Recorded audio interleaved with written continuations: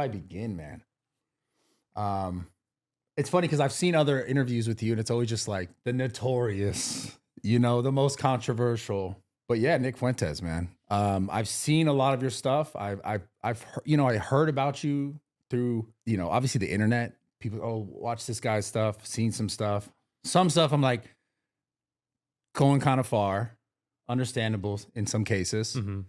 Some cases I'm like, doesn't need to be said. But regardless, you definitely seem to have a really strong voice in this entire like political space, commentating. I believe you have a very successful show. Thank you. What is it like being, almost seems like enemy number one to the government? It's tough. It's weird because I feel like I do a talk show. Yeah. So in a way, I don't do exactly the same thing as you, but ultimately I do videos. I live stream myself giving speeches about politics, and I've been on the no-fly list. I've had my bank accounts frozen. I've had people try to kill me at my house.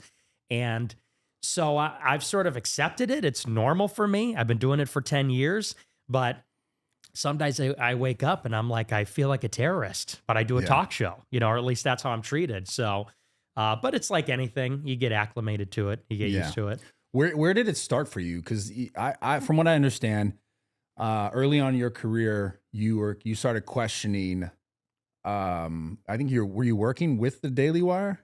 No, I almost was. You almost were. They almost brought me and on. You started asking questions about the Israel lobby, right? And that was like what? How many years ago? That was in 2017. So that was 8 years ago. And after that, it was just like it was downhill from there, as far as like you being able to do all this stuff without backlash. Yes. Yeah, there were kind of two things that were happening at that time. I was in college. I was at Boston University. And the thing that people don't realize is that's where they groom all the conservative influencers. So Turning Point, all the different campus groups, they're looking for like the young, best and brightest conservative people. And when they get into those groups, they then start their career towards being a Fox News host or being a Daily Wire host or something like that. And I was very much in that pipeline. I was very much on that trajectory to being like a conservative pundit, at least at the very early stages. And they basically realized early on in the beginning of 2017 that I was not going with the program on that one issue on Israel. It wasn't even anything else, but I just insisted that it was not consistent with what everyone else was saying. Trump in the inaugural said it's America first. And I said, well, there's one country that seems to be the exception there. And I would never let that go. And so one track is that I was being actively canceled and blacklisted by the conservatives. And so that actually happened first because I wasn't really known. I was just an 18-year-old kid. I had 1,000 followers on Twitter. I was getting 100 live viewers on my show. I really had no big following, but people were moving behind the scenes. It was like a whisper campaign saying, don't hire this guy. Don't bring him on your podcast. This guy's bad. And how did news. you know that? I was being told that by people who were sympathetic. And I'm sorry to interrupt a little bit, but do you also believe that even if it was the Democratic side, would you have still got the same pushback? I'm sure. Absolutely. Okay. Because, in both sides, you do have this kind of censorship. You do have control that emanates from the center. Yeah. So I think even more so on the left. People are surprised that it happens on the right because we say that the right is the free marketplace of ideas. Yeah. And you can express yourself and be politically incorrect, but that's only up to a certain point, up to a limit. So I was getting canceled. The first big thing is I had guys from Campus Reform, which is like a student-run group. They would report on the left-wing outrage on the campus. Those guys were coming after me. The Daily Wire crowd was coming after me, bad-mouthing me on Twitter, behind the scenes. I got banned from CPAC, which is the big conservative convention. Right. And so one track is that in the industry, I was just blacklisted from the start, throttling my career from the rip. But then the second track, the kind of second thing that's happening is that then you have the social media censorship, which is ramping up. Yeah. So after Trump wins the election, Twitter, Facebook, YouTube, they all gradually, incrementally start cracking down. And between those two things, it was like a pincer. I could get no opportunities, no platforms, no jobs, no interviews, no institutional support from the conservatives. At the same time, I couldn't make my own career because I got banned on PayPal, YouTube, ultimately then Facebook, Instagram, TikTok, and they just kind of cascaded one after the other. And what was that like? They're sending you emails, or like you're just trying to post and it's like your account's gone? Like, what does that look like? It was dreadful because you would wake up literally one day, you try to go on your app, like as you know you do, you go on Twitter, whatever, and then you're done, you're gone. You would wake up, you try to open up your account, and you would be signed off automatically. You try to sign back in. Oh, there's an error. You check your email and they'd send you an email. Your account has been permanently suspended. And most of the time, they don't even give you a reason. Yeah. They just say violations of our TOS. And you appeal and you ask them, what did I violate? What's a specific thing? But it's so opaque, they don't tell you anything. And so you're just waiting for that other shoe to drop every day. And it's not even just the social platforms, but banks, airlines, Airbnb, even obscure things. What is banks like? They're just like, hey, you got to get your money out of the account. Your account's closed. Yep. You get a letter in the mail and they'd say, we've made the decision to close your checking account. They say because of reputational risk. That's the excuse they use. And they'll call you on the phone and say you have 90 days to move all your money out of the account. Wow. Okay. So before all this stuff happened, before you even really got into politics, like, how did you find your way there? Why did you find your way there? Well, I was precocious. When I was like 12 years old, I was really into politics, but I was reading what was available in the mainstream. Back when I was 12 or 13, this had to be back in 2012, right around there. There wasn't a lot of online content on social media from conservatives. They were a little late to the party. And so what you had was Breitbart, Prager University. Right. They didn't call it Daily Wire. Back then, they called it PJ Media. That was Ben Shapiro's outfit. And so I just downloaded all that stuff. And I was a big, libertarian, neocon, actually. I was a big supporter of Israel, believe it or not, because that's just what there was. If you were a conservative and you were looking for viral conservative content on YouTube, it was all pro-Israel, pro-free market, this kind of stuff. So you weren't a gamer at all? You weren't playing video games at that age? I was a gamer, but I was really more a political nerd. I was like a big geek. That was like your first love. Yes, absolutely. Yeah, it's crazy. At that age, it's nuts because I was just playing Halo. I'll be honest with you. Again, a different generation. I think I'm 10 years older, so I was into Halo. I just figured maybe you would have been on COD or something. Yeah, I played, I did a little video games, but I wasn't good at them. I was always just more of a nerd when it came to the politics. Yeah. So that's crazy, man. So because what I find interesting about you, because I've seen your show a few times, you do everything sort of off the cuff, like off the dome. Where are you actually getting your information? Like, how are you digesting all this and retaining this? Well, I get it from everywhere. I just read the New York Times every day. And I know people be surprised to hear that, but every day I just read everything in the New York Times. I read everything on Axios, which is another news platform, which is very mainstream. But I'm just on Twitter all day, getting tips and getting information. You know how it is. These days, to get the really hot stuff, the current events, you got to be on Twitter following people that are in the know. My question with that is, I feel like I'm getting to a point of, and I don't know if it's just because the overall presentation of certain things or certain events that are happening, but I'm always like, is this real?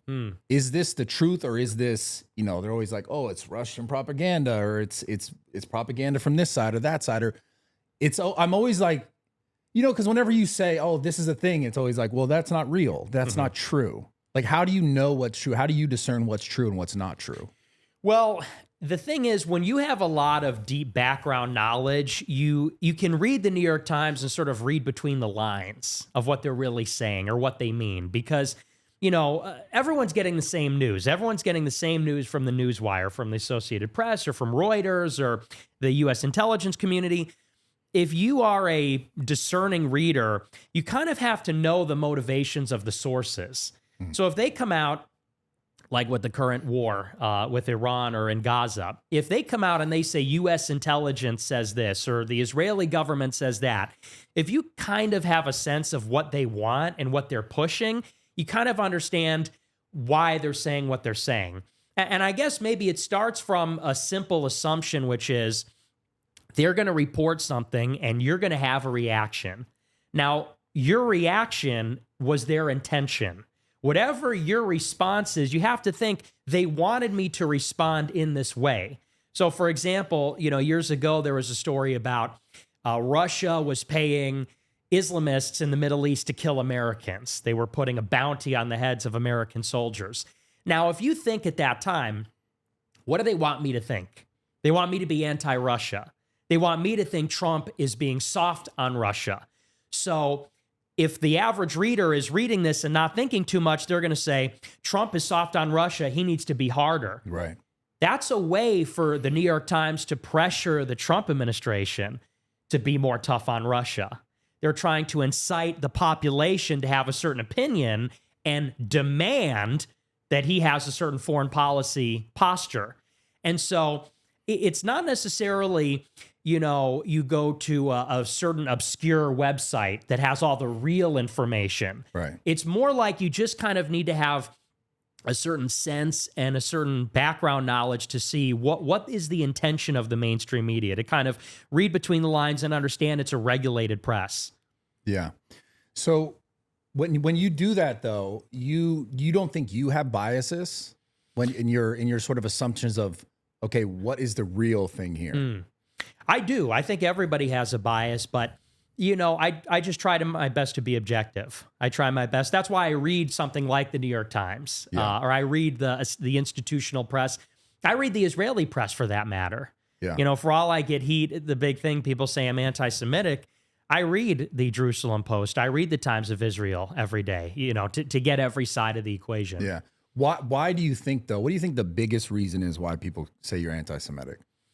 Well, it's just like everything else. There was a time, which I think we're now emerging out of, thankfully. You can call it wokeness, you can call it political correctness, but there was this time of immense sensitivity for maybe 10, 15, 20 years in the country, where if you say anything that is against the grain on race, on Jews, on women, on homosexuals, on transgenders, you get called these names: racist, sexist, anti-Semite, Islamophobe, homophobe.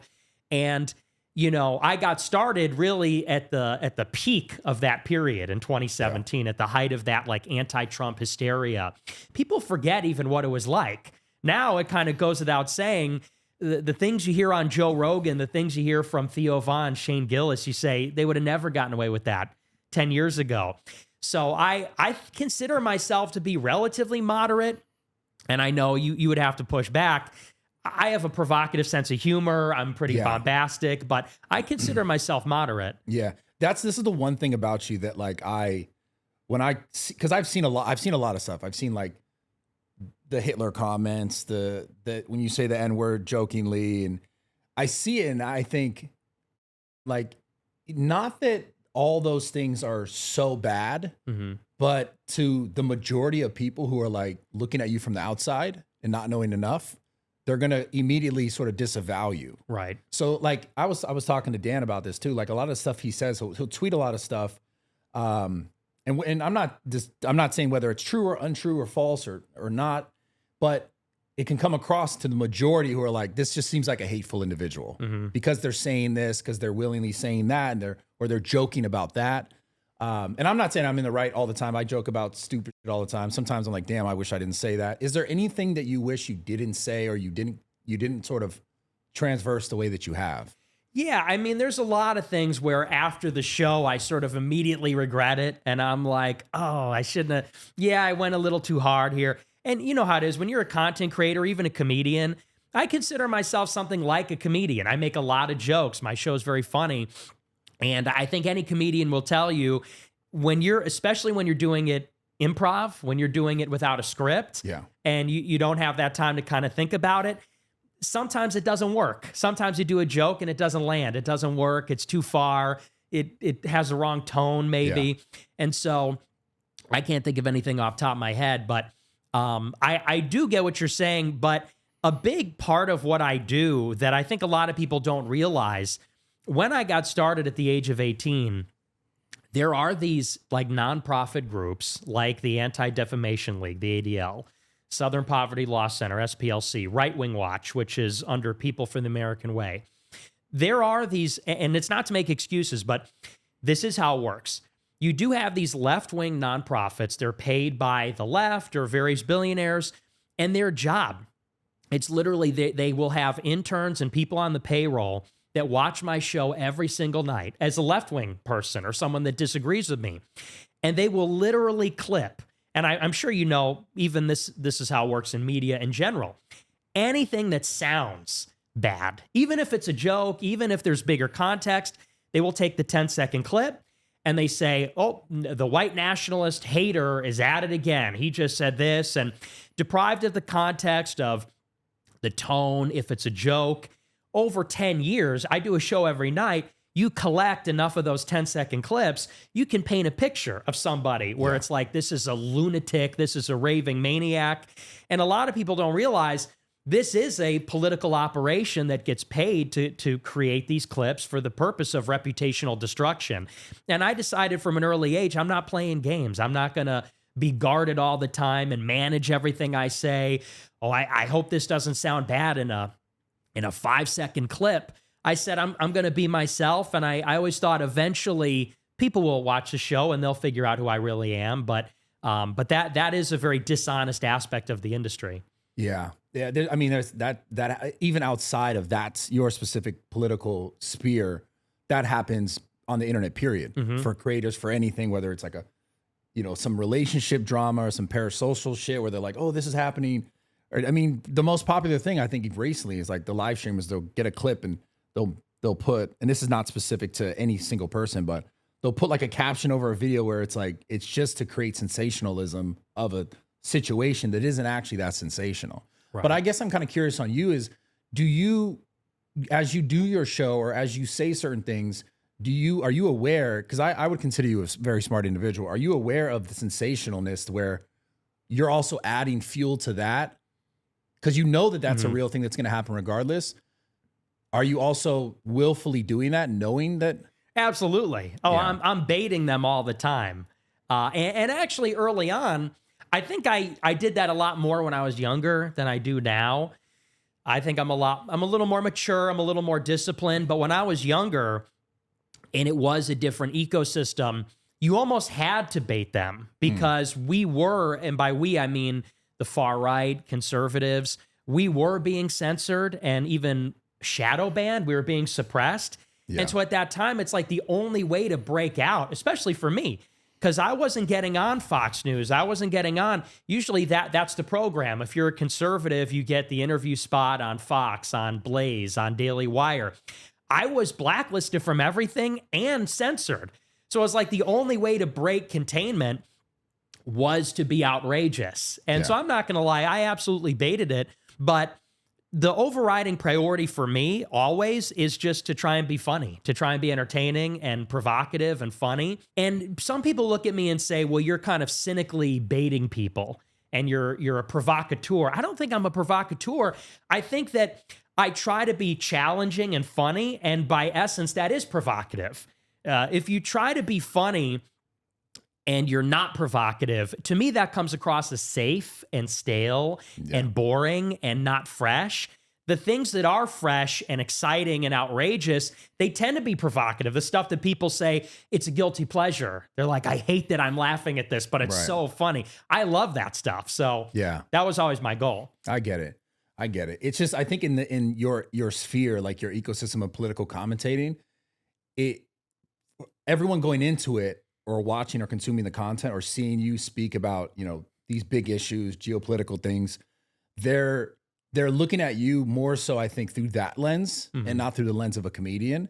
So when the comedy comes in, they're like, is this guy just hate this or hate that or hate those people, hate these people? I think that's how it can come across that, in my opinion, would then lessen your ability to reach a whole group of people that would be more apt to listen to you than they are because there's the jokes. Right. But at the same time, I can't tell you or any person how to should make content or how they need to show up in their content.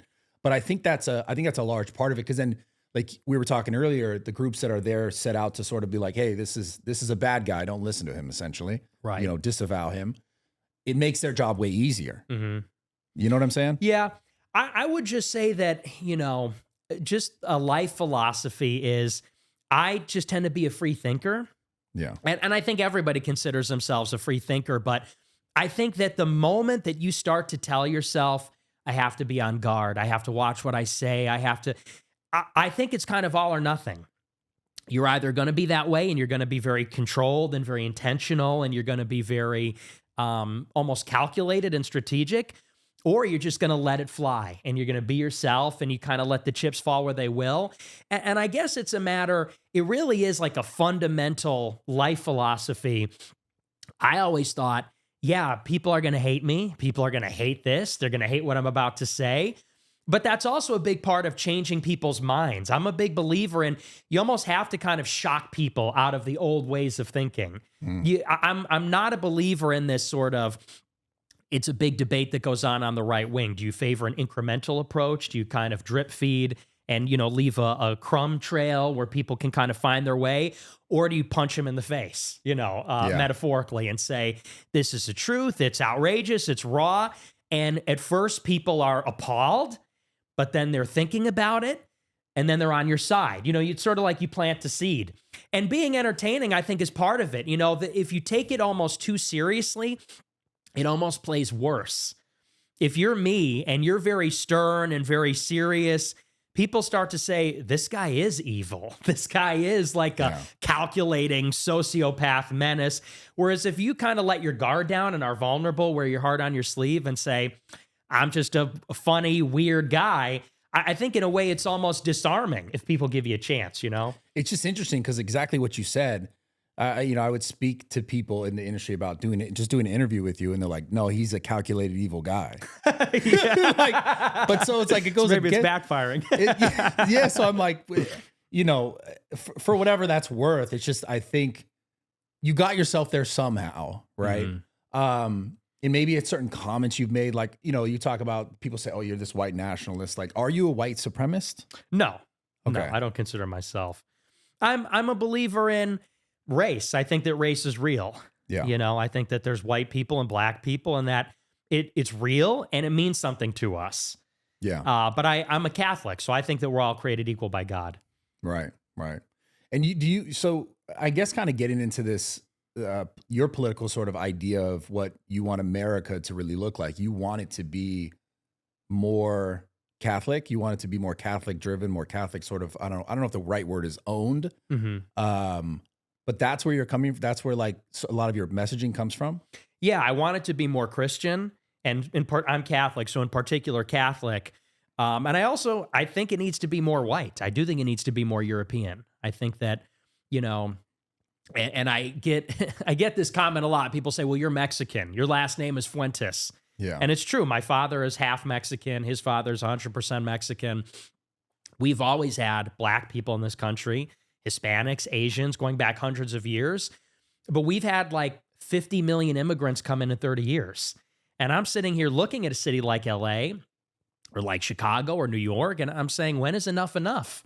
We've had 50, 60 million people. That's my question to you is, how do you even say when enough is enough? Like, how, on your side, I understand your perspective, but where is it for you or for me or for anyone to say this is enough? Because this country also was founded on that basis of immigrants.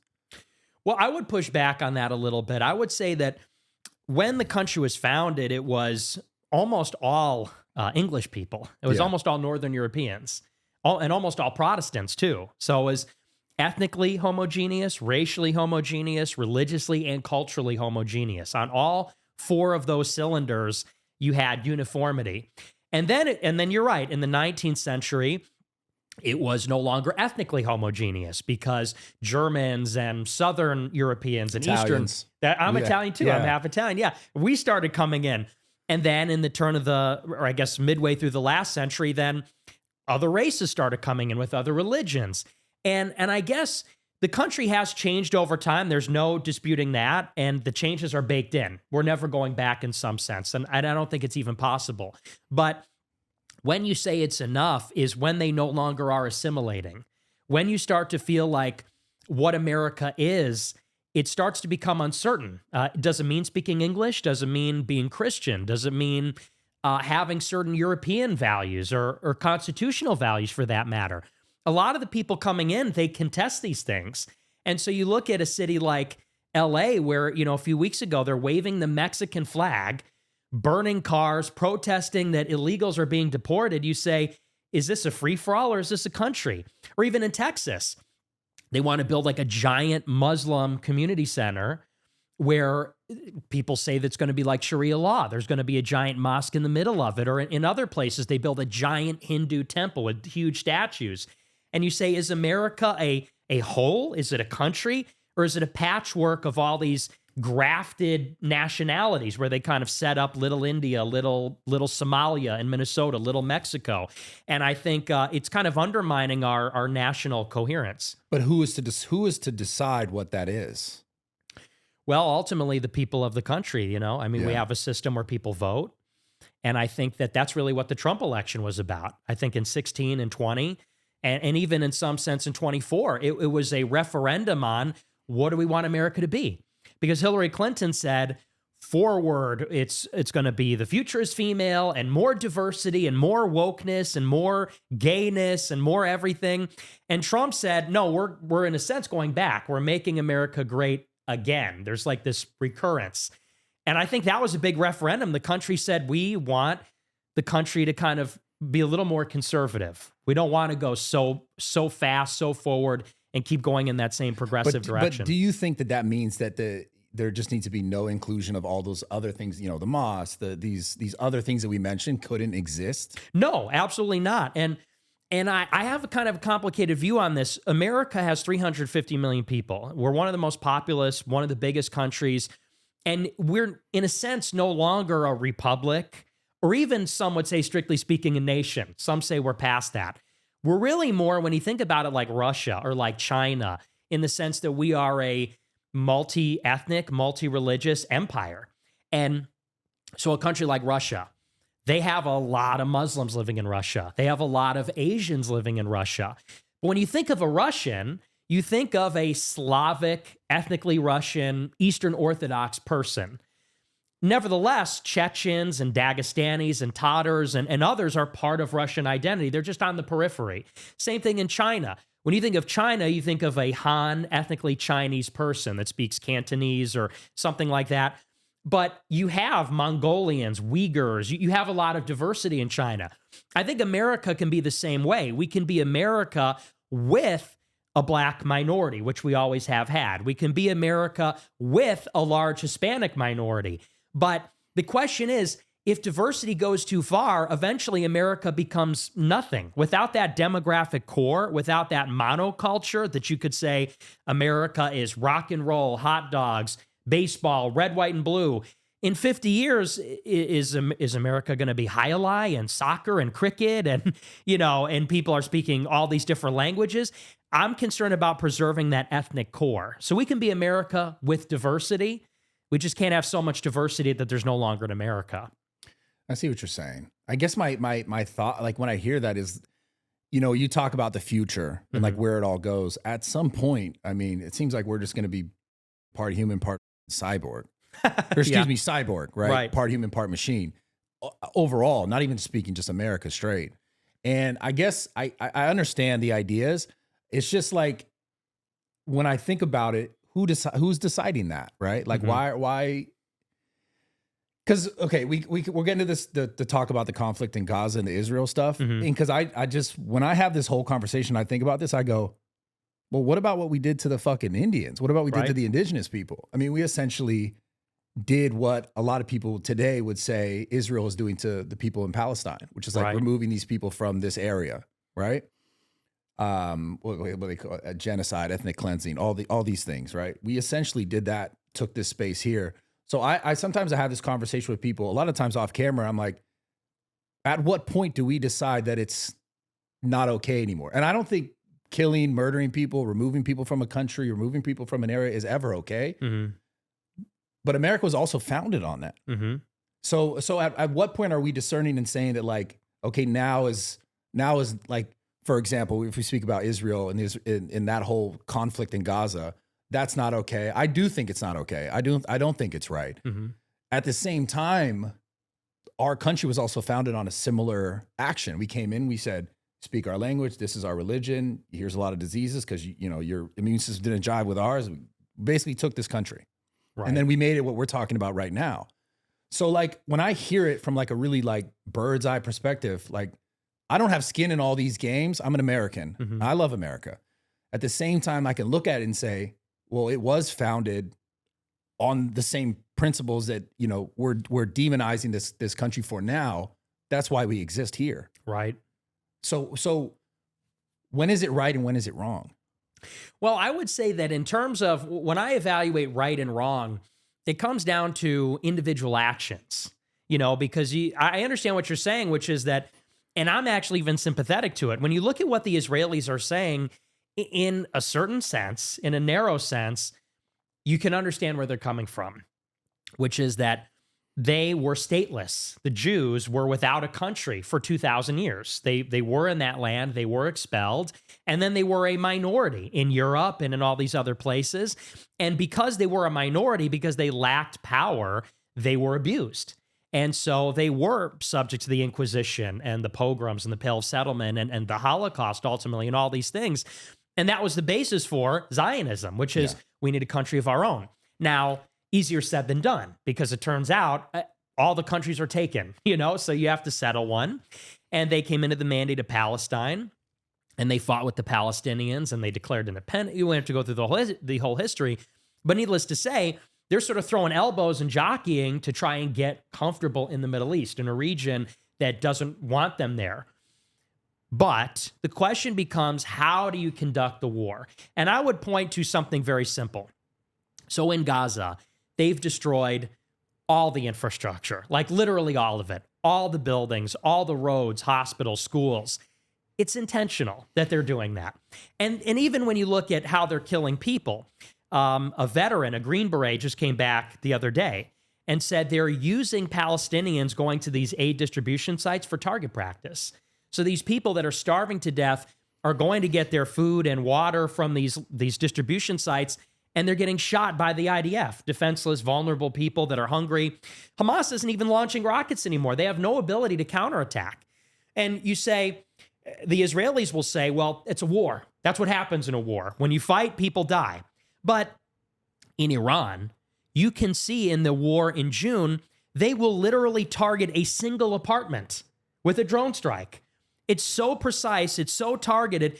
They're doing assassination strikes with drones. They will hit one apartment. Forget about the whole building and the whole city. And so if you can detonate pagers and radios, if you can blow up one apartment, if you're the most sophisticated military with precision-guided munitions, how are you accidentally destroying 90% of the buildings and committing 100,000 civilian casualties and shooting children and people getting aid? At that point, it's intentional. And you look at what they say, which is, this is an ethnic cleansing. They say, we want all these people out of the land. Now, there's an argument to be made about how do you carry that out? I mean, what is the solution to Israel-Palestine? But you know the solution is not starving children to death and shooting innocent people that are defenseless and getting aid, blowing up their homes so they have nowhere to go. You know that's wrong. So that's where I come at it from. You can kind of get, the Israelis have a case to make that this is not an ideal living situation for them. At the same time, we all have moral responsibility, especially now. Yeah, the one thing I'll get on Twitter and I'll see just the reactions to this is like, even from like a lot of our, I don't know if they're Congress people or senators, they got that great check mark. Mm-hmm. And I see them and they're just like, almost like hurrahing on this death of these innocent people, as if like, well, if they wanted it to stop, then Hamas would just stop. Right. And it always seems to be like the deflection. Because I'm like, but like you said, should it just be, well, they should just stop? And I see it and I'm like, that's just like complete void of humanity. Mm-hmm. Because what is this child supposed to do? Like, how are they supposed to rise up and be like, the 6-year-old be like, Hamas, please stop. Right. Like, how does that work? And then my perspective shifts and I go, kind of like what you said, speaking of Israel and the precision and how much intelligence, and even what we're told as far as Israel being, our greatest ally, in the sense that they have this like superior intelligence and this superior military. And like, obviously they have a lot of our military because we give them so much aid and they buy stuff from us. Then you go like, it's almost like as if the United States, with its superior power and military expertise and like the craziest intelligence, would be like bombing Chicago, and then being like, oh, but they should just figure it out. And it kind of makes me question, you know, like, because when I'll see these things, they'll be like, well, this was a mistake and that was a mistake, and I'm like, but at the same time, we're told that they have the best intelligence. So how do you have this level of intelligence and this level of power, and you still make these mistakes, or you still do these things, or you still just blame the other side, right? Without being able to come to sort of like conclusion and like, you know, peace agreement or an actual ceasefire and stopping this, or how do we get those people out of there in a way that they're not being used as, you know, human shields or whatever they're saying. And then I'll see the tweets of these like people in our government just being like, fuck them, they should just give back the hostages and get Hamas out. Right. Like it feels helpless. It does. And what's evil about it is that collective guilt, where they say Hamas attacked us. Every 2 million people are now guilty. And not only are they guilty, but they get the death penalty. You know, Hamas did this attack, and they believe it was perpetrated by 25,000 people. They say, well, now 2 million people are effectively sentenced to death. Everything is justified against them, whether they're armed or unarmed, whether they're men or women, whether they're adults or children. They're all guilty, and they're all going to die for it in the most cruel way. They're starving them out. Like there's now over 100 deaths from famine. And these are pictures that are coming out. You don't see pictures like that coming out of Iraq or Afghanistan or any of the wars we've been involved in out of Ukraine. This is unique to this conflict, where they've shut down all the food, all the water, and you realize it's intentional. And what the Israelis do is they just hide behind this narrative about, well, Hamas attacked us first. Does that mean you have no moral responsibility? I think everybody recognizes in a hostage situation, in any situation involving a soft target, you have moral responsibility, especially when you're the more powerful entity. Israel's a nuclear power. They have a nuclear arsenal. They've got modern fighter jets. They've got modern precision-guided missiles, a standing army, a country. The Palestinians have rockets, these tiny rockets. There's 20,000 of them. They don't have a government. They don't even have a state. And people say there's any kind of parity here. There's any kind of equality between these two regimes. Even when you're fighting an insurrection, you have culpability. And this is what I point out on my show to take it a step further. A lot of leftists will criticize the conduct of the Israeli government, and they'll say it's a racist government. They'll say it's a settler colonialist government. It's capitalist. That's why they're evil. I would contend it is on some level because they are not Christian. Because Netanyahu gave a speech last year, and he said that the Palestinians are Amalek. Amalek is a biblical term. It refers to a story in the Old Testament where the Israelites wipe out an entire race. They're called the Amalekites. And Yahweh tells them, kill all the women, all the children, murder all of them, genocide them so their bloodline stops. That's the language Netanyahu uses, which is literally... Those are his own words. He said they're Amalek, yes. And that's a reference to that Bible story. And if you read anything about the Israeli government, anything even about Talmudic Judaism, what they say is, we don't love our enemies. They say that the non-Jews, we don't even consider them human. They don't have souls. They don't have moral culpability. They say, and we have very little regard for their lives. Is the Talmud, though, is that their governing sort of book, or is it the Torah? That is their governance. So the Torah is the Hebrew Bible. And technically, the Talmud is part of the Torah. Torah means teaching. So you have the written Torah, which is the Hebrew Bible. Then you have what is called the oral Torah, which is a tradition that was passed down orally. Now, the basis of Judaism is the 613 commandments in the Bible. So there's the 10 commandments that are famous, but there are other commandments about clothing, about diet, about all these other things. You know, when you think about Jewish people, they're very litigious about how they cut their hair, about if they can mix fabrics, about how they wash their hands, if they can mix meat and dairy. So they have 613 commandments. That is what you would call the written Torah. The oral Torah is how they interpret and apply those. 613 is not enough to govern every facet of life. So what the rabbis do is they have to interpret how they apply. That's what you call the Talmud. And the Talmud it's basically rabbis debating each other about how we interpret those commandments. And it's been refined and rewritten over thousands of years.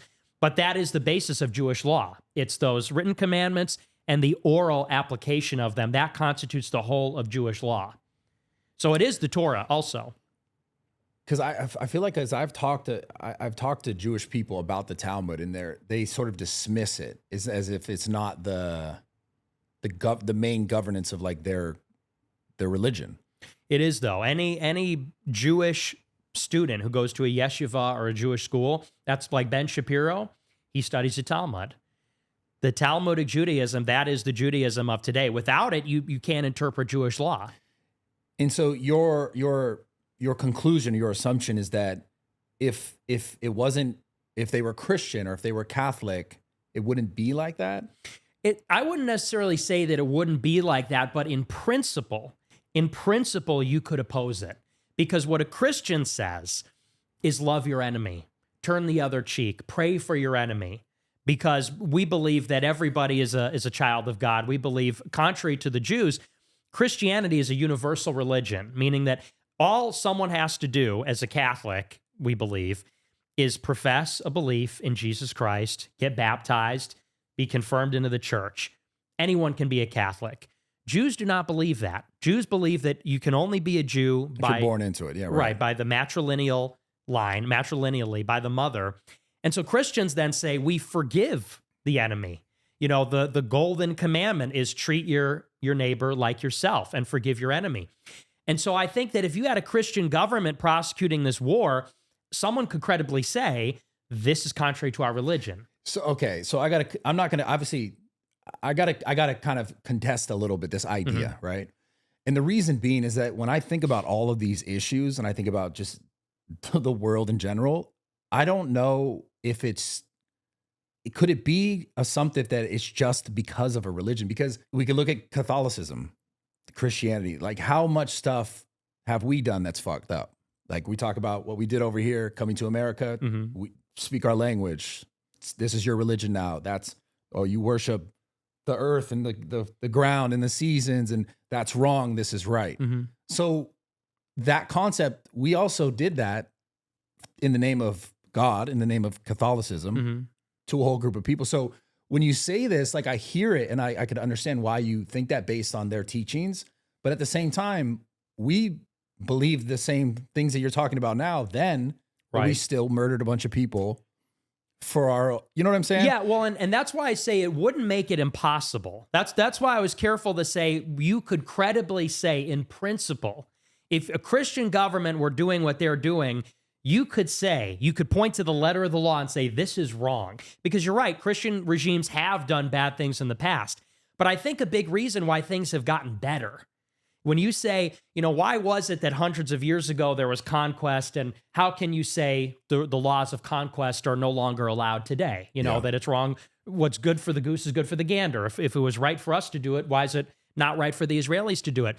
I would say that part of the reason why things have gotten better over time, why there are now laws of war and a right to protect, why there are, we look at what's happening in Israel, people say this is wrong. I think a big part of it is because of Christianity. I mean, let's not pretend it was the Christian West which evangelized the world. I mean, yes, there was colonialism all around the world, but also there were missionaries that evangelized the indigenous people. When the Europeans came to this continent, there was human sacrifice, there was cannibalism, and it was, contrary to what people believe, it was widespread because the indigenous people in particular here, they couldn't get protein because they ate so much corn. Like a lot of it was because of their diet. There were a lot of problems with that. Cannibalism was a huge part of their culture. Human sacrifice, child sacrifice. And so, yes, we brought smallpox, and yes, we brought with us imperialism, which had a cultural expression as well. But we also made them Christian. And same thing in Africa, and same thing in Asia. So you're not wrong. You're absolutely right. But the idea that I'm speaking to is, at what point is it okay for someone to implement or to, force their beliefs onto another person? And at what point is it not okay? When is it okay? When is it not okay? Because you said they come and they evangelize these people, right? What does that mean? That means make them a part, believe what we believe. Right. Like what I'm saying is, how are we just determining as humans when that's right and wrong? Like you're sitting in this position and I'm having this conversation right now today, and we're talking about the past and we're talking about what's current. But at the same time, what I'm getting at is that it's still a human thing where how are we discerning that now is okay and then it wasn't, or now it's not okay, but then it was? Because I hear what you're saying. Right. But it's still going in the circle of like, well, we made it better, but we made it better for us. I think we made it better for the whole world. I think do you think the indigenous people, do you think the people who were here before, like they made it better for me? They killed them. I think but there's a survivorship bias there, isn't there? In the sense that the people that were killed by cannibalism and human sacrifice, they're not around today to say, yeah, but I'm sure they would think it's better. But I'm saying the people that we came and killed because they didn't like want to join us because they liked their way of life. Mm-hmm. They liked the way that they lived. They liked the things that they sort of believed in or worshiped or thought were right at that time. Right. Like that was their whole, like right now it's the same thing as if someone came into the US and was like from a different planet and was like, this is now your way of life. If you don't like it, we're going to kill you. And you have to believe this, and you have to think this, and this is your new religion. The concept is still the exact same thing. Right. And so like, that's the in my brain, I'm like, it's a human thing. Mm-hmm. I think humans are just innately greedy. I fucking agree with evil. You. Like, I agree. Well, and let's also not pretend that colonialism was inherently motivated by evangelization. I'm not making that case. What I'm saying is that because the Christian West kind of won the last 500 years through colonialism and the technological race and everything else, my point is when we look at something like Gaza and we say that's against the rules of war, who created the rules of war? They were created out of World War I at the pinnacle of all these Christian empires, in my opinion, motivated by Christian principles. It wasn't the communists that made any kind of prohibitions against human rights violations. It wasn't Muslims, it wasn't Jews, it was the Christians. And, you know, to your point about what you're saying is really something like moral relativism. At what point do you say, we're right, you're wrong, it's going to be our way? And I think that first, it's a question of how do you know you're right? And I would say conscience is a big one. As Catholics, we believe that God wrote the moral law on our heart. We inherently know right and wrong. When we see a vulnerable person being attacked, you know, there was like a clip the other day. There's like a lot of these videos now of like, you know, interracial violence, like black people beating up white people and vice versa. And one thing that people point out is like brutality. Let's say somebody gets knocked down. A lot of the times in these videos, you see people that start kicking their head. Someone gets knocked on the ground and the attacker is kicking them in the head, stomping them, even past the point where the person's not a threat. And everyone goes, ooh, that's wrong. You know, they shouldn't do that. So we have conscience, we have revelation. According to the Old Testament, you have the prophets, but there's other claims. There's Joseph Smith, there's Muhammad, you have to evaluate those revelations. You have to evaluate the philosophies. That's every person's decision to make. But once you determine what's right, I think you have a moral obligation, actually, to fight for what's right, to fight for justice. Yeah. And to not say, well, let them be evil over there, you know? Yeah. But that goes back to like, well, who's believing, like whose perspective is saying what is right and what is justice. Mm-hmm. And it's obviously unique to everyone as far as they're drawing the lines back to religion, as far as I'm concerned. Absolutely. So that's where it's like, you know, you could have this conversation about the worst individuals in history and say, did they believe that what they were doing was right at the time when they did it? Right. I would say that I believe everyone thinks they're doing what is right at the time when they're doing it, because that's what we do. We do. I believe people do the best that they can with what they have when they have it. And then, you know, obviously historically you look back and you go, maybe that wasn't the best. But I don't think, like, do you think the Jewish people, or excuse me, not just necessarily Jewish people, Israel and Israeli government is doing what they believe is right? Or do you think they're willfully doing what they believe is wrong? Oh yeah, they absolutely are doing what they believe is right. Okay. But that's why I say you have to evaluate the different systems. Yeah. And say that in their system, what is their system based upon? You're saying this religion. You're saying 100%, yes. And contrary even to what left-wing, because left-wing people say it's Zionism. I would say that Zionism obviously is inextricably connected to the Jewish religion. And what the Jewish religion, it's problematic. And you could even go to Jewish sources. There's a Israeli Jewish historian named Israel Shahak. He wrote a book. It's called 3,000 Years of History.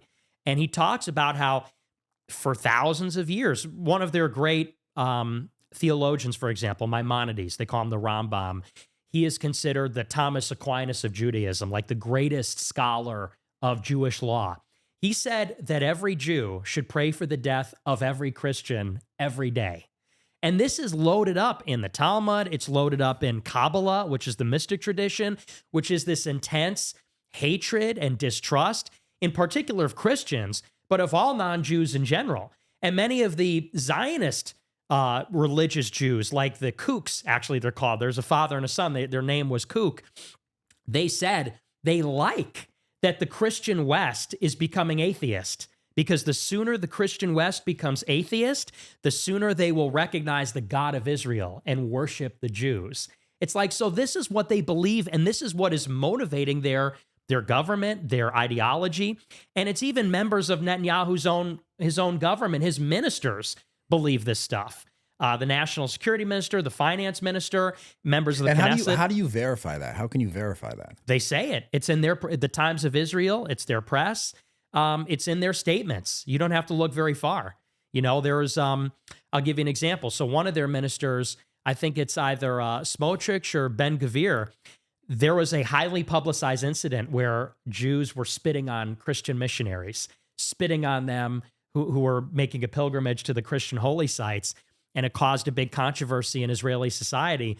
This is the Times of Israel. One of the current Israeli ministers said, spitting on Christians, that's an old Jewish tradition. It's not a crime. They shouldn't be arrested for that. It's fine. He defended this. So that's just one example. But I mean, if you literally just read what they write, it's all there. So you're saying that they're willfully like just professing this. Absolutely. Absolutely. And some of the more tactful ones will look at the extremists like that and say, "Oh, you don't say that publicly," because they want to maintain the illusion that everything's good between us and them. You don't think that maybe that some of them want it to not necessarily be that way? I do. Because there's like a lot of that stuff obviously is not directly correlated to how we act or how we are in our regards to religion, and it still shifts, it still grows. Like we could talk about Catholicism and their kids and they're doing all this stuff. We're like, that's wrong. Most of us believe that's wrong. It happened. I don't know if it's still currently happening. I could only assume so. Right. But then there's the ones who go, that's wrong. What the fuck are you doing? They got lawsuits for this. And so my point is like, don't you believe that, even in this case, we're talking about Judaism and Israel, that there are some that are like, okay, this is wrong. This shouldn't be this way. We are evolving. And there are, and absolutely there are. And I want to clarify, I'm not saying all Christians are good people, all Jews are bad. That would obviously be ignorant, because that's insane. We're all people, and everybody individually is both good and bad. Everybody individually makes good and bad decisions. So it would be ridiculous to say that. But in terms of a system of ideas, some systems of ideas are flawed. And I think that when you compare Christianity in principle, meaning relating to the definition of Christianity is self-sacrifice. Because Christianity is the idea of the Christ, which is giving your life for the sake of everyone, even those that put you on the cross. That's Christ, right? Yeah. Is the idea that he was nailed there and forgave them. Whereas the Jewish religion is based on something entirely different.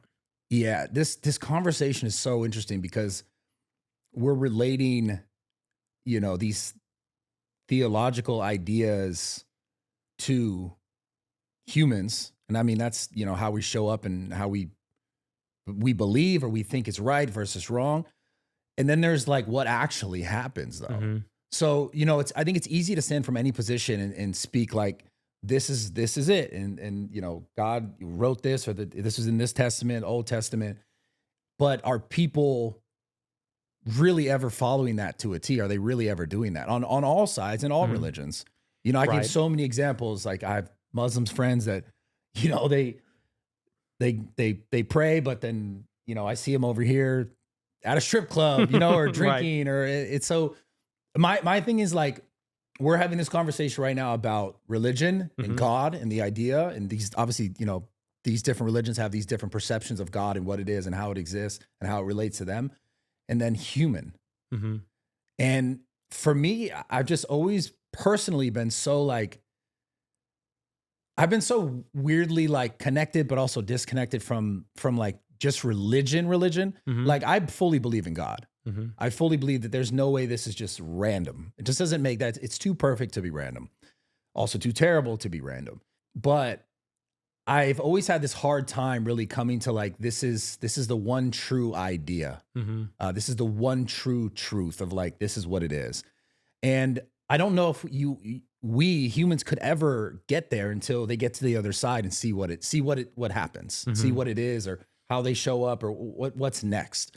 So we always have these conversations about right and wrong, and this God or their God, or this perception of that. And how are we really saying this is right?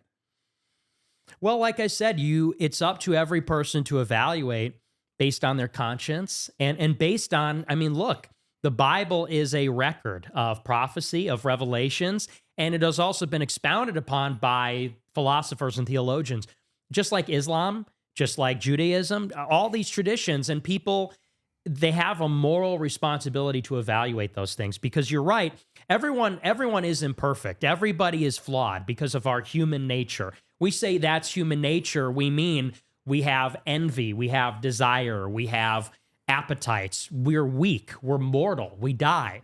But we have it matters what we're pointed towards. And the question is the trajectory. What is the ideal we're striving for? And we'll always fall short of. For Christians, we're striving to get up on the cross, which means to die for the sake of another. Selflessness, which is love, which is rooted in a self-giving love, the love that God has for us, the love that we have to show to everyone else. I think that is the best idea. I think that's the best moral idea. Whereas Islam, you know, in Islam, you know, even to get off I don't want it to be a bash fest against Judaism. That's the subject of, you know, the war in Gaza and everything. But even something like Islam, they don't say Allah is their father. They don't say Allah is love. They say Islam means submission, which is different, right? Because Christianity says God the Father. God is love. They don't say that. But isn't submission to God, to their God, whatever, you know, isn't that also a form of love? They don't say it that way. They say that Allah does not need creation, that we are nothing compared to him, and that they say that we are Allah's slaves, is what the Muslims say. But I when I hear submission, being able to submit, for example, in a relationship over something, obviously there's like big ideas, small ideas. Being able to submit into something is a form of love, in my opinion. Well, and Christians, we submit to God also, but it is in a loving sense, in the sense that, you know, our God, for example, in the Christian theology, became incarnate in man. He became a man, and he walked with us, and he talked with us, and he knew us, and died for us because he loved us. Whereas Muslims, they actually believe we're idolaters. They think there's one God. The idea that Jesus would also be God, or that God would be a man, they say is a form of idolatry, because we're idolizing a man or a different God, a separate God away from God the Father, what Christians would call God the Father. Their version of God, compared to ours, is distant, impersonal. Our God came to earth to love us intimately, a self-giving love. Their God is distant, is removed from them. It's not intimate. He didn't come to die for them. He doesn't need them. He doesn't want to draw the people, the Muslims, up to him. It's the Muslims' job to submit to their God. So it's a subtle, maybe it seems like a subtle difference, but in principle, it's a very big difference. And I think the fruits are seen in how these different societies have progressed over the years. I mean, you know, there's this idea of the fruit of the poisonous tree. Yeah. The Christian civilization has given the world the laws of war, as one example that we talked about. It's given the world technology and medicine, and given the world, I think, a lot of good things. Whereas you look at some of these other traditions, I don't think it's given the world as much in terms of. What about like the Chinese medicine, like that whole side of the world. There's a ton of stuff that it's given the world, I believe. But you also have tens of millions of people killed by collectivism. You also have in Islam Sharia law. I don't think anyone would look at Sharia law as something that is like truly stirs our soul and is compelling to us.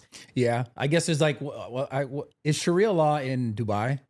Yeah, they have it in the Emirates. I know there's no crime out there. Mm-hmm. I went there, it was like, you could leave I think I left my phone somewhere, my watch somewhere, it sat there, no one touched it. Mm-hmm. I'm not saying it's like, this is the only way, but there are things that I remember when I was there, I was like, this is nice. Mm-hmm. Everyone was super nice to me. I don't know, maybe it's because of the internet, but there's no crime. Mm-hmm. I know that. That's true. Like there was zero but that's because they're crime. brutal. That's because they're brutality. So maybe there's something there. They stone people. They lash people. I agree with you, by the way. I'm just saying there was something there that I was like, damn, this is nice. Mm-hmm.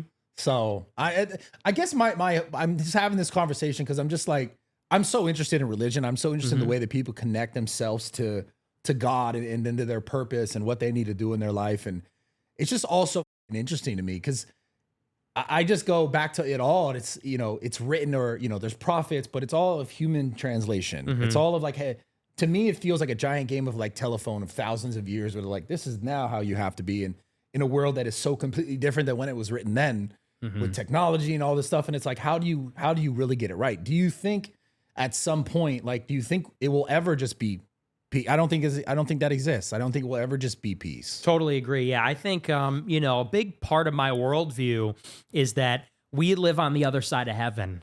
So any idea that things are going to be perfect here, and even in some sense, the way that like the language of left-wing people, they always talk in terms of this is unacceptable.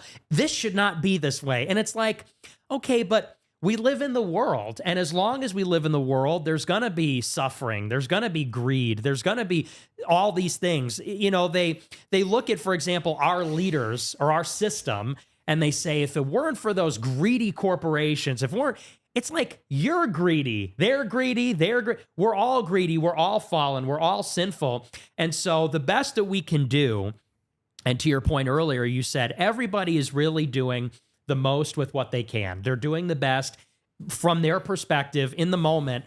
And what's incumbent on us is just to try to get to know God, is to try to know. I think we all have a moral obligation to know the truth and to know the moral truth and to fight for it. I think that's everybody's obligation. And yeah. I resent the kind of relativism that says it's all complicated, so to each their own. There's a certain form of abdication. You're kind of giving up your responsibility because there is a truth, there is a justice, and I think we should fight for it, even while recognizing that we're never going to have heaven on earth, Yeah, I see. It's interesting you said, because I know something you talk about in relationship to our government and Jewish people being in power or having influence. I know you speak to a lot of it. You speak about Jewish supremacy. But just moments ago, you sort of submitted unironically to the fact that like, it's not going to be perfect. There is greed no matter who. But you seem to think that it's because they're Jewish that it exists at that level. I would say that in particular, when it comes to, because there's two questions. In Israel, I think that the reason they have no qualms about being brutal, there's something baked into the Jewish identity, which is why that is. As far as our system in America, why are Jewish people so influential? I think that has a lot to do with how they organize as a tribe. Because it's without a question, Jewish people are one of the most influential groups in America. And I don't think... The highest IQ, too. Some people say this, and some people say that's why, right? They say that they're influential in media, government, all these different things, and it's unignorable. And so the natural conclusion that people draw is it's inherent, that they're smarter, or it's cultural. They're educated.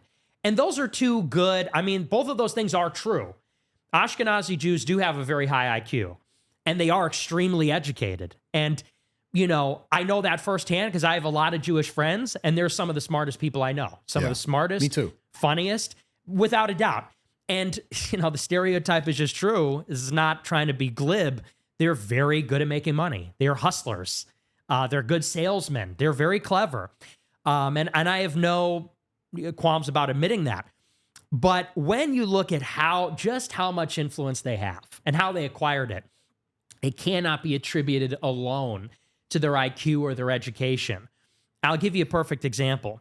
When you look at the high school standardized tests, I forget the name of it, but there's a high school test. This is an article that was on the Owens review. He wrote a very good article about this. It's called The Myth of American Meritocracy. And he says that when you look at some of these standardized tests that measure math, science, and language achievement, the top scores across the board, they're almost all Asian. Almost all Asian on math, science, less so on literature. And that's why it is Asians that are making up the majority of Ivy League admissions now, so much so that they have to artificially, they call that affirmative action. They have to decrease the amount of Asians they permit into Harvard and Yale. Let other groups in. Right. Yeah. And yet, Asians, although they're more numerous than Jews in America, Asians are 7%, Jews are 2%. Asians don't dominate media, Hollywood, finance, government. Jewish people do. And so you say that Jews are 2,000% overrepresented at the admissions in Columbia, but they're not 2,000% overrepresented in the high achieving scores of high school seniors. In other words, their influence is not commensurate with their achievement, with their IQ, with their educational attainment. And so you would say, how do you account for that disparity? Certainly you would expect that Jews, within Judaism, there'd be a lot of successful people. But out of all of the powerful hedge fund managers, you wouldn't expect that half of them would be Jewish. It seems like they just went to they were smart enough to go to the right places. I think you could say that. I think on the other hand, you'd say that they work as a team. Yeah. Well, that's what I mean. That's what, in the sense when I say smart enough, like you said, this tribalism, this idea, like working together and being as a unit, is, in my opinion, a part of IQ, because IQ measures. There's tons of different types of IQs. Right. This is one of them where, working as a team, working as a unit community, I think they're just exceptional at it. Yeah. And so I guess what I'm getting at is like, why is that such a spoken problem for you? Well, it's a problem in the first sense because they're the only ones that are allowed to. They can work as a team in our open system. So America is an open society where it's illegal to discriminate. It's illegal to do nepotism in some cases. But for Jewish people, they are allowed to do these things. And so you think about how are they able to sort of charge through the institutions over the last century? It's because everybody else was working as individuals. Some boomers won't even give their fortune to their kids when they die. They literally won't even give them an inheritance, whereas Jewish people are helping each other almost on a systemic level. And so I think in the first place, everybody needs to be playing by the same rules. Either everybody can help each other and everybody has this group identity, everybody's playing a team sport, or nobody is. But that's an ideological thing, meaning like they decided that was their choice. It's also like, to this point, no one said that, white people or Christian people couldn't do that. Are you sure? I'm not, I can't say for a fact, but what I'm saying is if they were able to do it and they did it, why don't other, like you just said, some people don't even give their inheritance. That's their choice. Right. Right.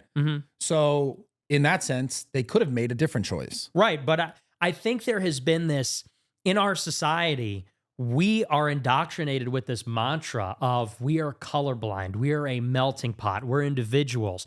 And, and here's a little test. If me as a white guy, if I got up and said, I'm going to start a whites only school. I'm going to start a whites only community center. Yeah, I know where this is going. They're not. Yeah, you would get prosecuted for that, I see what you're saying. For the things that they do.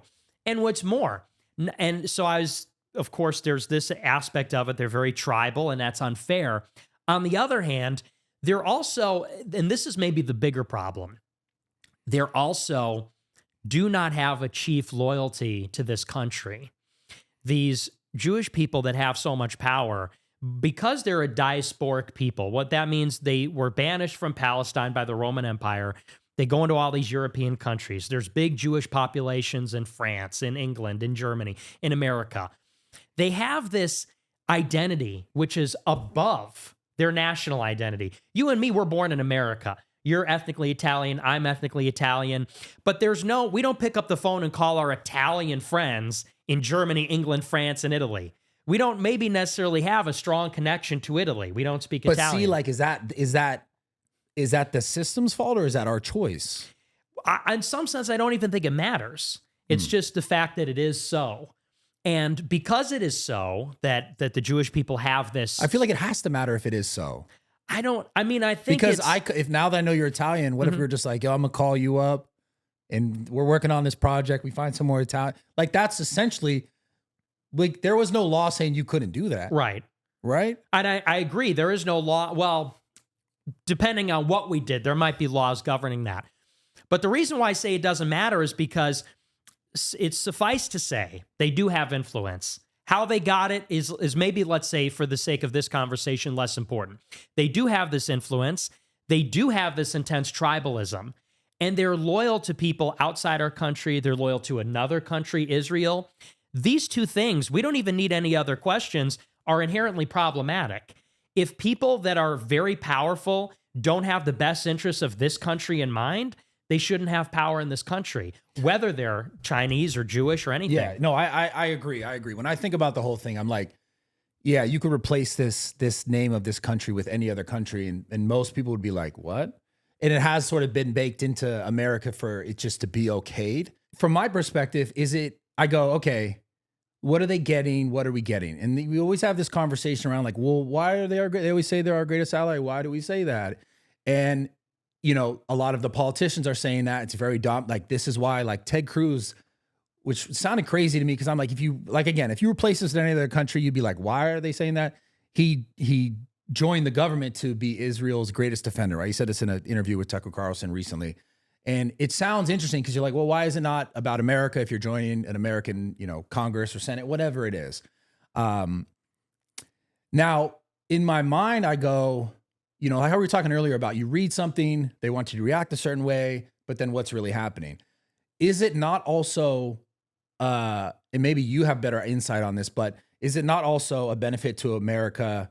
It's almost as if like it's a proxy state of America that, they have closer access to certain resources that we want as Americans or as America, right? Maybe not as Americans, because Americans, are especially more than ever dominantly thinking America first, what's happening here, fix the homelessness, fix the borders, fix all this stuff, healthcare, all these issues that like people are sort of complaining about when it comes to why are we sending aid there or aid here? And why is it not here, right?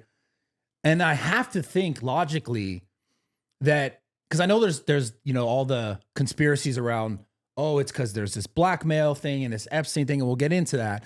But a part of me also thinks, was it not willfully done because there is some interest or there's some sort of expansional idea of like, we're now getting more real estate, we're getting, a safe haven in this region. And this is what America also wants, American government, maybe not necessarily American people. Isn't that not a reality? Absolutely. And actually that's how it started. That's how the whole relationship started, is when you look at the foundation of the CIA, for example, it had its start in World War II, came from the OSS, and you had in Italy, America invades Italy. That's a big part of how we got into Europe. What's that? What year was that? I think it was 1942 when we took Italy. I'm not sure though, right? Off the top of my head, but we invade Italy. And a big source originally of our intelligence network, which was just being started at that time, is many of the Jewish refugees who were fleeing Germany and fleeing all the other countries that Germany had invaded. So we go to Italy, and James Angleton, who became a big guy at the CIA later on, he was in Italy running our intelligence network. How do we get intelligence about all the different countries of Europe, the different Jewish refugees that live there, that were fleeing? And many of them ultimately wound up fleeing to Palestine. So they were kind of critical to our intelligence network. Then the Cold War starts. And you go from fighting the Nazis in Germany to fighting the Soviets in Russia. Problem is, we don't know anything that's going on in Russia because the Iron Curtain descends. They don't let anybody out. They start building the Berlin Wall. And so in the early days of the CIA, they say, how do we figure out what's happening in the Warsaw Pact countries? How do we figure out what's happening in the Soviet Union? Well, there was a huge emigration of Jews leaving Russia. So we said, how do we learn what's happening in Russia? Talk to the Jews that moved to Israel. And so that was a big source for intelligence. Like, for example, when Nikita Khrushchev, he was the successor to Joseph Stalin, he gave a very famous speech in 56 called the Secret Speech, where he criticized Joseph Stalin. We learned about it through a Jewish refugee who went to Israel. And we got that source because the CIA was working with Israeli intelligence. But here's the trick. We were trading. So we got those secrets from the Jews that fled Russia in exchange for our secrets. And one of the things that we learned in the JFK files that came out this year, or at least it was a hint, is that maybe James Angleton gave our nuclear secrets in exchange for intelligence from these Jewish immigrants that left Russia and went to Israel.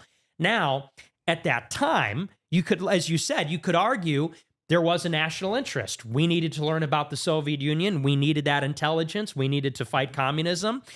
But 50 years later, these are the unintended consequences of foreign policy.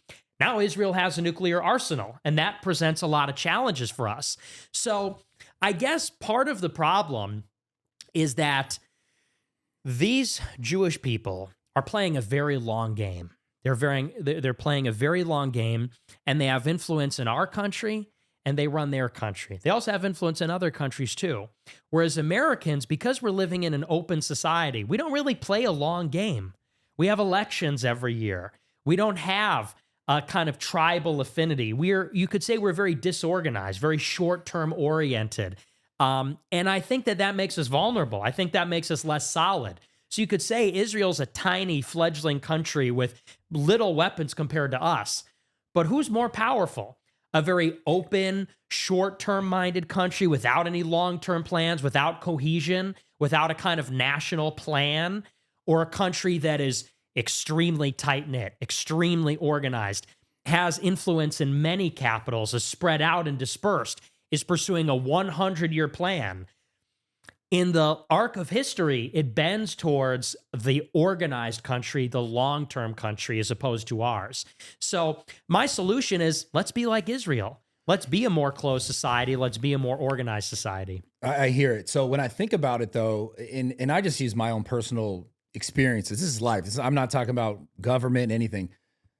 But who I am closest with to in my life are people who have been loyal to me. Mm-hmm. So if I think back on this conversation that we're having about, the U.S. getting intel, giving something to get something, there seems to be at that time a benefit both ways, like a massive benefit. Otherwise, it probably wouldn't have gone that way, right? So then you think of loyalty, right?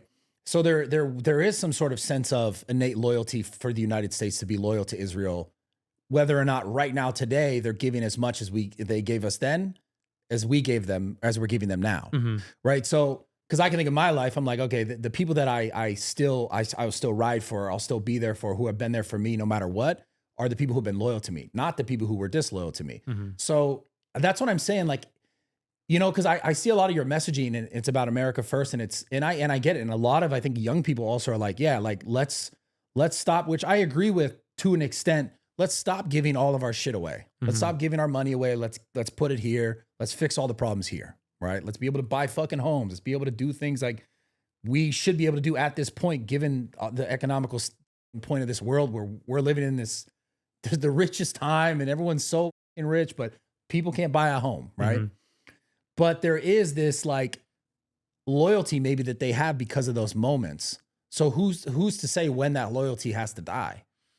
I would say that it's really a question of who you're loyal to. And when you look at Israel, there has been this relationship for many years, and nominally we're giving to get, in the sense that in name we're getting something. But when you look at what we get, it's dubious how much they really benefit us. Like even during the Cold War, there were many analysts that said during that time that the intelligence they gave us was useless. And not only was it useless, it was counterproductive because they had their own agenda. And we thought that we were kind of getting a bulwark against communism, and they were our aircraft carrier, is what Joe Biden and AIPAC have said. In reality, they were giving us a lot of misleading information to steer us so that, for example, we would take a tougher stance towards Egypt or towards their adversaries or even towards the Soviet Union. And so we have a relationship. Ostensibly, we're trading things, but it almost goes back to what is really their objective as a nation. If they are truly distinct from us, we're Christian and European, they're Jewish, ethnically and religiously. When they have this long-term goal, they have this ideology where they're deeply suspicious of us, distrusting of us because of the legacy of anti-Semitism. Are they going to be a long-term partner? Do they have our best interests in mind? And I would say that we must regard them with a mutual suspicion. In the same way that they distrust us, we should distrust them. And I'll give you an example, which is a little frightening. In 2024, Israel goes to war against Hezbollah in Lebanon, and they detonate the pagers. Secretly, a long time ago, they had used shell corporations and all kinds of corporate obscurity to create these pager and radio devices for Hezbollah. Hezbollah was buying them from Israel, their mortal enemy. And Israel planted remote-controlled explosive devices inside the pagers. And the entire time, for years, Israel was spying on the communications on the devices, and then, when necessary, hit a trigger and detonated all of them simultaneously. And it blew up people's legs, their heads. Wherever they had the pager, it detonated. Now, you consider that in America, many of our tech companies are deeply involved with Israel. Much of our defense procurement and our tech procurement, you have people like Alex Karp, people like Sean McGuire that are deeply loyal to Israel, that are controlling for commercial and military purposes our tech devices. Is this the Palantir stuff? It's part of it. Okay. Palantir's only a part of it. Now you consider, if they can listen in on Hezbollah's pagers and then blow them up, you think they don't have an insurance policy on us? Now, it's not to say, I'm sure there's not a bomb in my iPhone right now, but would you trust them to make your iPhone? Steve Jobs would never. Steve Jobs would never, but Sean McGuire. But they made in China, though, no? Well, and look at who Israel's getting into bed with. They're getting into all these supply chains. They're getting into Taiwan. They're getting into Japan, South Korea, where this stuff is made. And so you never know where they're made, because Hezbollah, they didn't know where their pagers were made. My shit says made in China when it came in the box. And maybe it is. Yeah. And maybe it isn't. But that's the kind of thing where it's like, I'm trying to impress upon people. It's not even like, oh, we have pagers in our bombs. It's not even bombs in our pagers. Right. Yeah. But it is to say they are a country, we're a country. They have a distinct national interest. They're threatened by us, and we should be threatened by them. Because in the game of geopolitics, it's the big knife fight. Everybody's fighting everybody else all the time. And I don't, given the record of how they've treated other countries in particular and how they've treated us, they've perpetrated false flags against Americans. They've attacked us. Yeah, one of my biggest things, like, without getting into too many of like the false flag attacks, I mean, there's a ton of stuff to talk about. Mm-hmm. I could talk about this shit for the whole day. Yeah, it's a huge topic.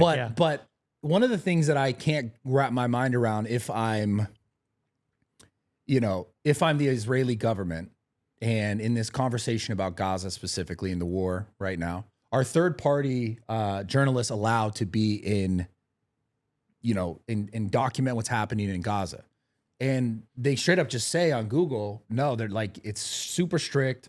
They don't allow them unless it's like, military is like sort of with them, or there's like censorship. Mm-hmm. It's like just they're willfully saying it. Mm-hmm. And so for me, one of the biggest like red flags of the whole thing, and I watched the interview with Netanyahu, obviously, and the Nauk Boys. They did their podcast, and I saw that they spoke to you afterwards. Mm-hmm.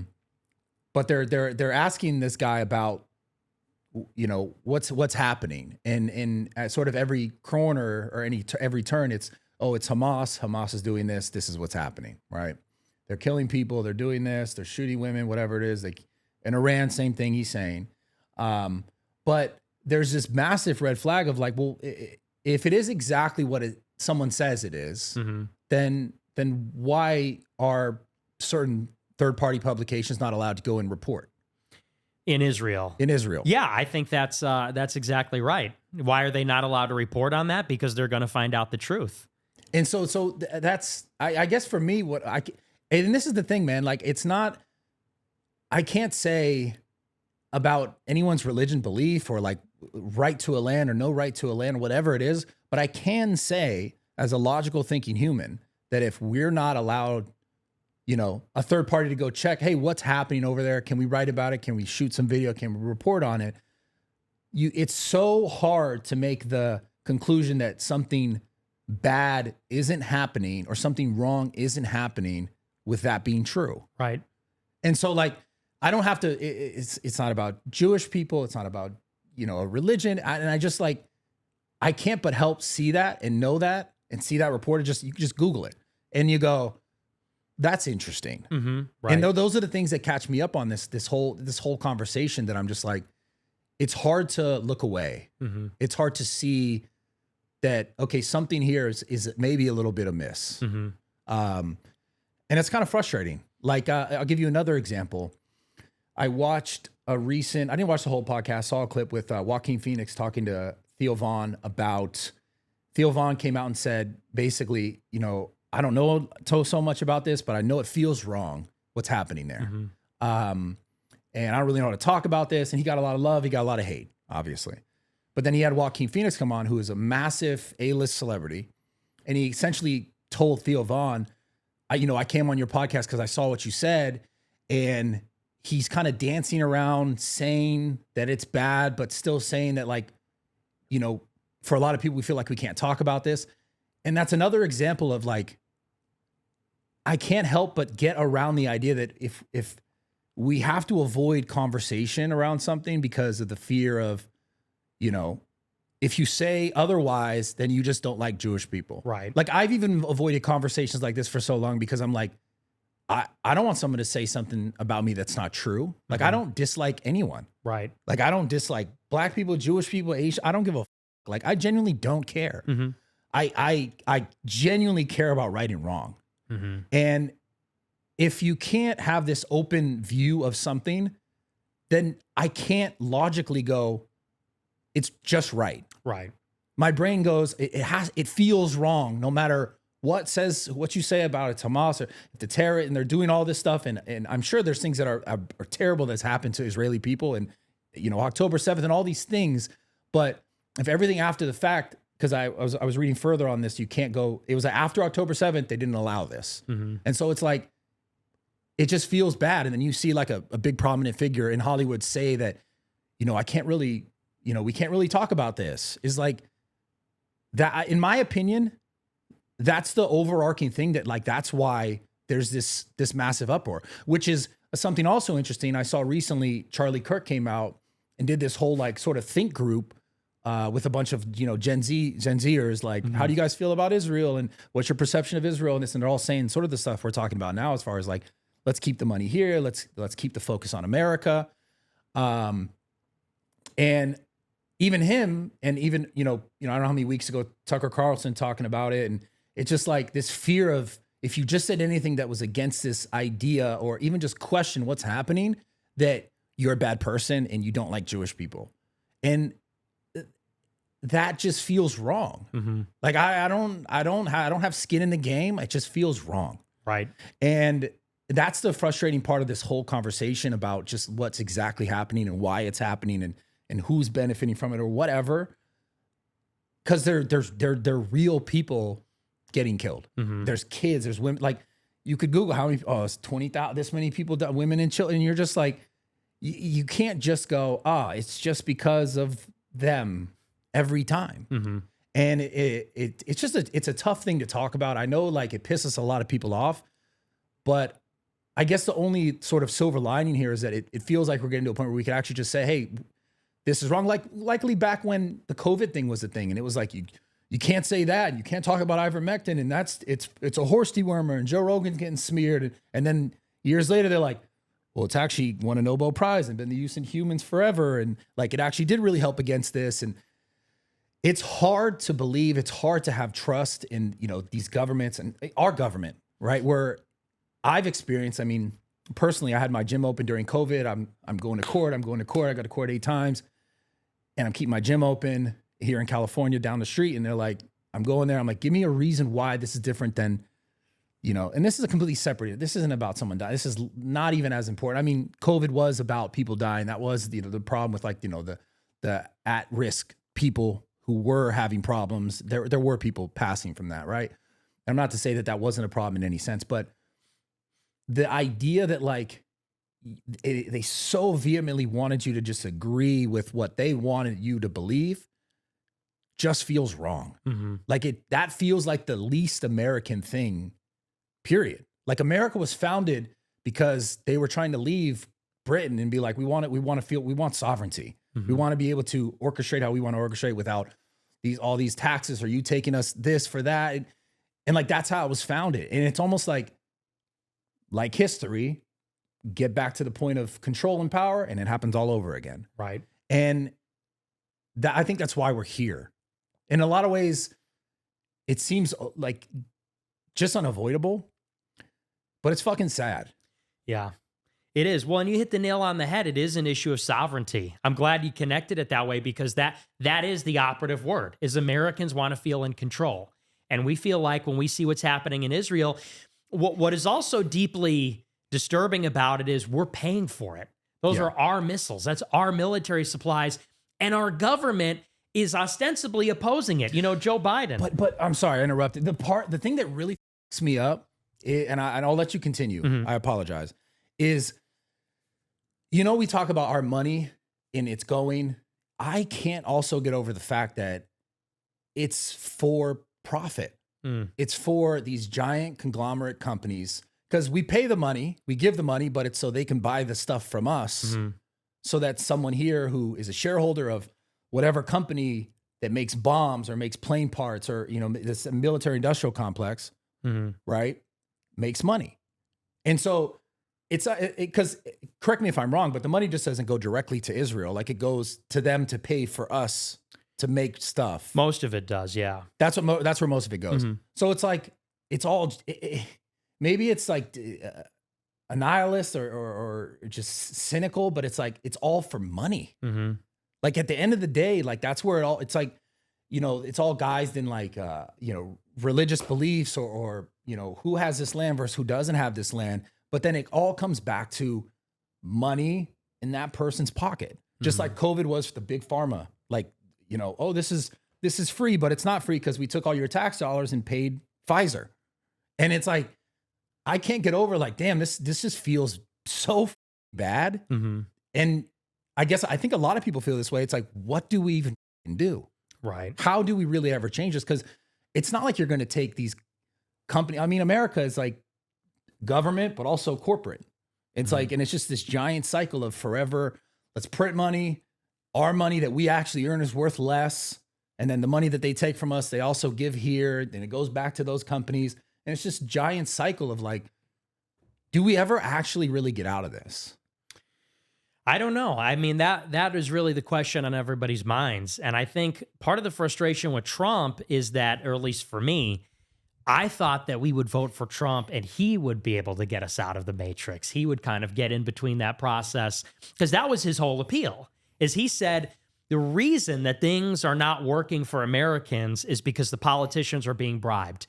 They're all talk, no action, and that's because they're controlled by donors and special interests. The solution was, I will run as an outsider. I will self-fund my campaign. I won't take PAC money or special interest money, and that will enable me to deliver the real victories. I could break the corruption. But after 12 years, I mean, from 16 to 29, when he leaves office, do you really see a lot of that? I mean, we got this bill. It's a corporate tax cut by cutting Medicaid.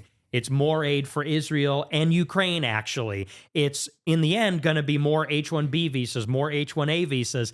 And so you look at a guy like Trump and say, especially for me, my entire adult life, I've been fighting this battle in a way on behalf of Trump. At January 6th, I campaigned in 16. And in the end, you say, what was it all for? He was the most radical option at one time, the outsider, the burn it to the ground guy. And now he seems to have delivered everybody back into the political system. I hear you. And the thing that's frustrating, like, it seems like the one issue that really did change, though, that is, like, I don't want to say it's not as important. It's important to a lot of people. Like, the one thing that really changed was the maybe the perception or like the okaying of this whole, I mean, it's just, I guess it sounds kind of dumb, but it was just like the women in fucking men's sport, or the men and women's sports. That was a piece of it, but that was negligible to like the rest of it.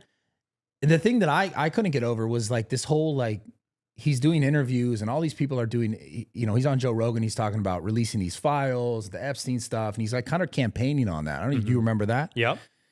And like you said, yeah, like let's drain the swamp and all these things. And then you get in there and then I couldn't believe how this Epstein thing was handled. Like it went from, you know, also the Ukraine thing, I'm going to end the war as soon as I'm in office, I'll end the war. And now it's like, yeah, we just recently gave more money again. Because they need it. I don't know. I saw some sort of press interview where he's saying like, they need it. They really need it. We're sending more money. And then the Epstein thing, I'll release that. Like, you know, some people, you know, it's going to affect a bunch of people. And, you know, I forget his exact wording, but like, I'm going to come out and I'm going to release that.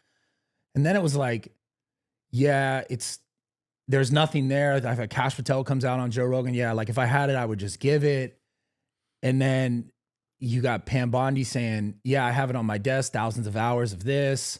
Then you have a woman in prison for 25 years, I believe, the Ghislaine Maxwell lady, Ghislaine Maxwell, excuse me, for this crime in relationship to Epstein. And if there's a crime, then there has to have been perpetrators, because there were victims who they were paid out, even like a settlement from like Chase or JP Morgan, whatever it was, because he was like using their bank account. So they paid out to the victims. I don't know exactly the details of that, but I know that happened. And so if you're paid out victims, that means the victims had to have said, well, that's the person, but then we don't get any of it. And then they act like it wasn't there. And then it's a hoax, a Democratic hoax.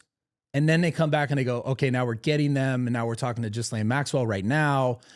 And it just feels wrong. Like there's no other way to put it. And right. It's frustrating to me because like the same thing, I hear it and I believed it. And I'm like, yeah, this is the direction we're going in is let's get rid of this shit. Like, let's really be about America. Let's not let it be about all this other stuff. And let's get these people who are just collecting money and feeling lying in their pockets, get them out. And it's like, it's like, all right, now let's talk about Obama. And I'm just like, dude, I can't follow it. And it's frustrating to me, like genuinely, because you want it. You just want it to be better. And then you just want, like, it should be the government, which is what it would stand for originally, for the people, not for the corporations, not for more money, not for, you know, they buy this so that he gets some money there because they said they would buy it from them. And they're like, cool hands. Oh, here's a million here. It's like, it just feels fucked, dude. Yeah. Well, it stinks. The whole thing stinks. I mean, you know, and the best part is these conservatives, they were on this for 6 years, you know, from 2019 when Jeffrey Epstein killed himself until now.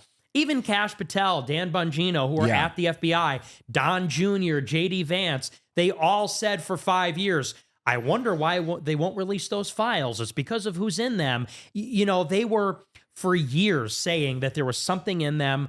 The government wouldn't release it because it would damn everybody who's involved, or many of these elite people.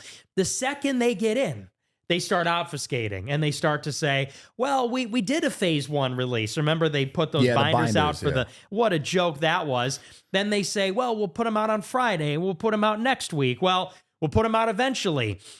And then, I mean, the way they handled it a few weeks ago, even Trump's biggest supporters, they're still on his side, but they say how that was handled. It's almost boggles the mind how they did it so poorly. They put out this memo from the DOJ, and they effectively denied the basis of the whole thing. They say there is no list, and not only is there no client list, but he never engaged in blackmail at all. Really? Jeffrey Epstein never engaged in blackmail? Why did he have microphones and cameras all over his sex island then? And that's like confirmed. Yes, there's pictures of it. Yeah, dude, it just, none of it feels good, man. I read it and I'm like, it really feels like we live in a Black Mirror episode. And it's just like, it's almost like, it's starting to become obvious to like the smoke screen or the setup of, let's, we're dealing with Iran now, or it's Obama's a guy now, a bad guy. And not that I know he was ever to be a good guy. But it's just like, fuck, this is really tough. It's a tough pill to swallow. Yeah, well, it's totally on the nose. I mean, it's the most prolific child trafficker in U.S. political history.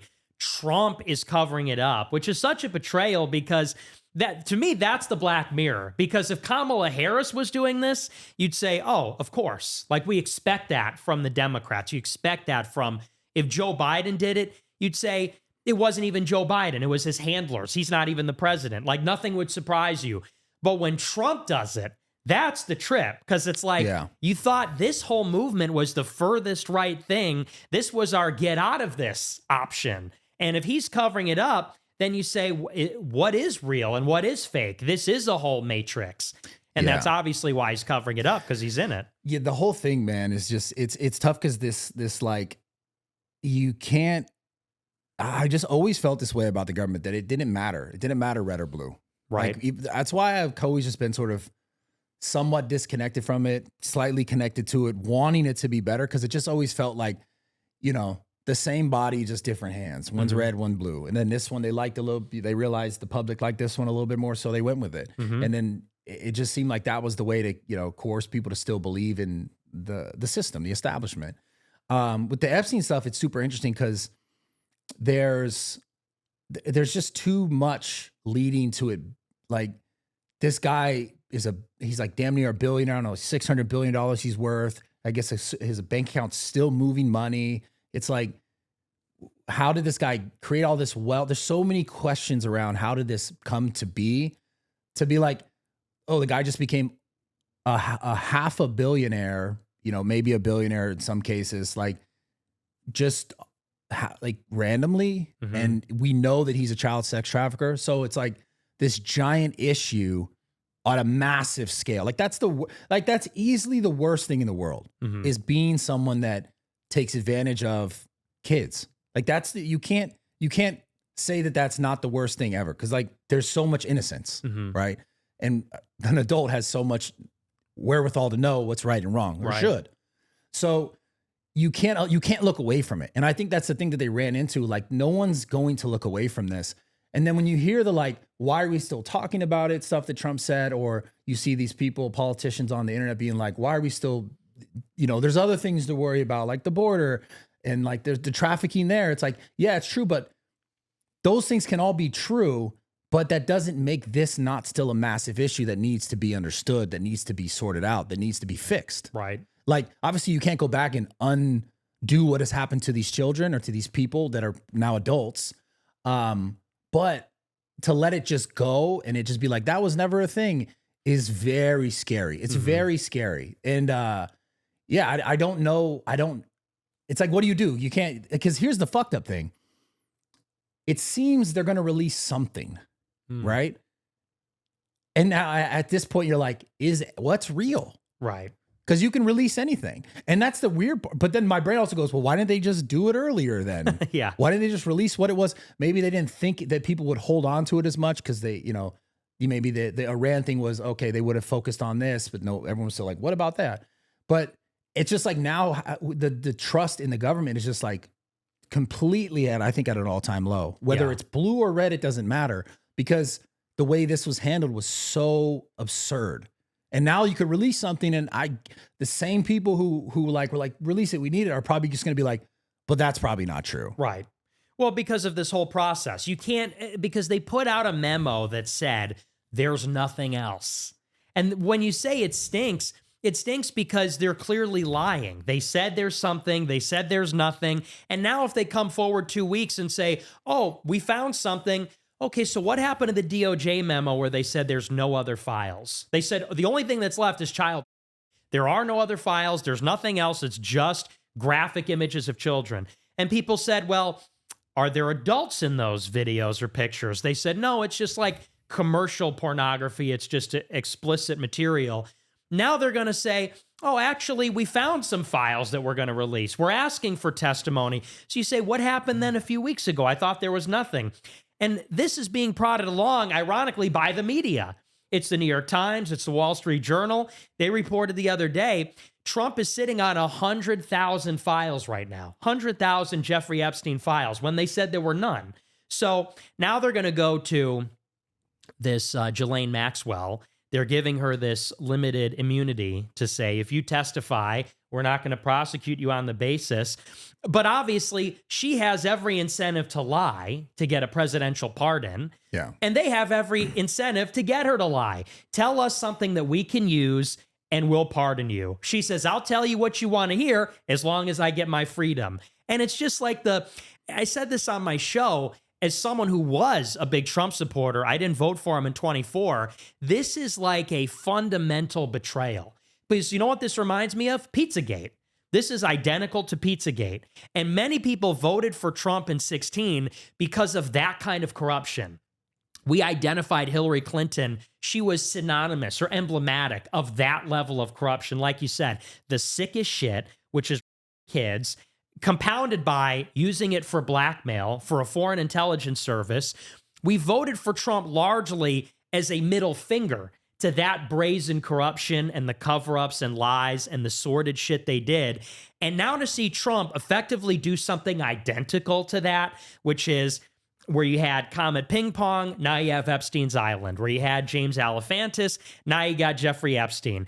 In the same way they covered it up then with these cryptic messages about pizza and hot dogs, now you got this stuff now with Trump's birthday message to Epstein.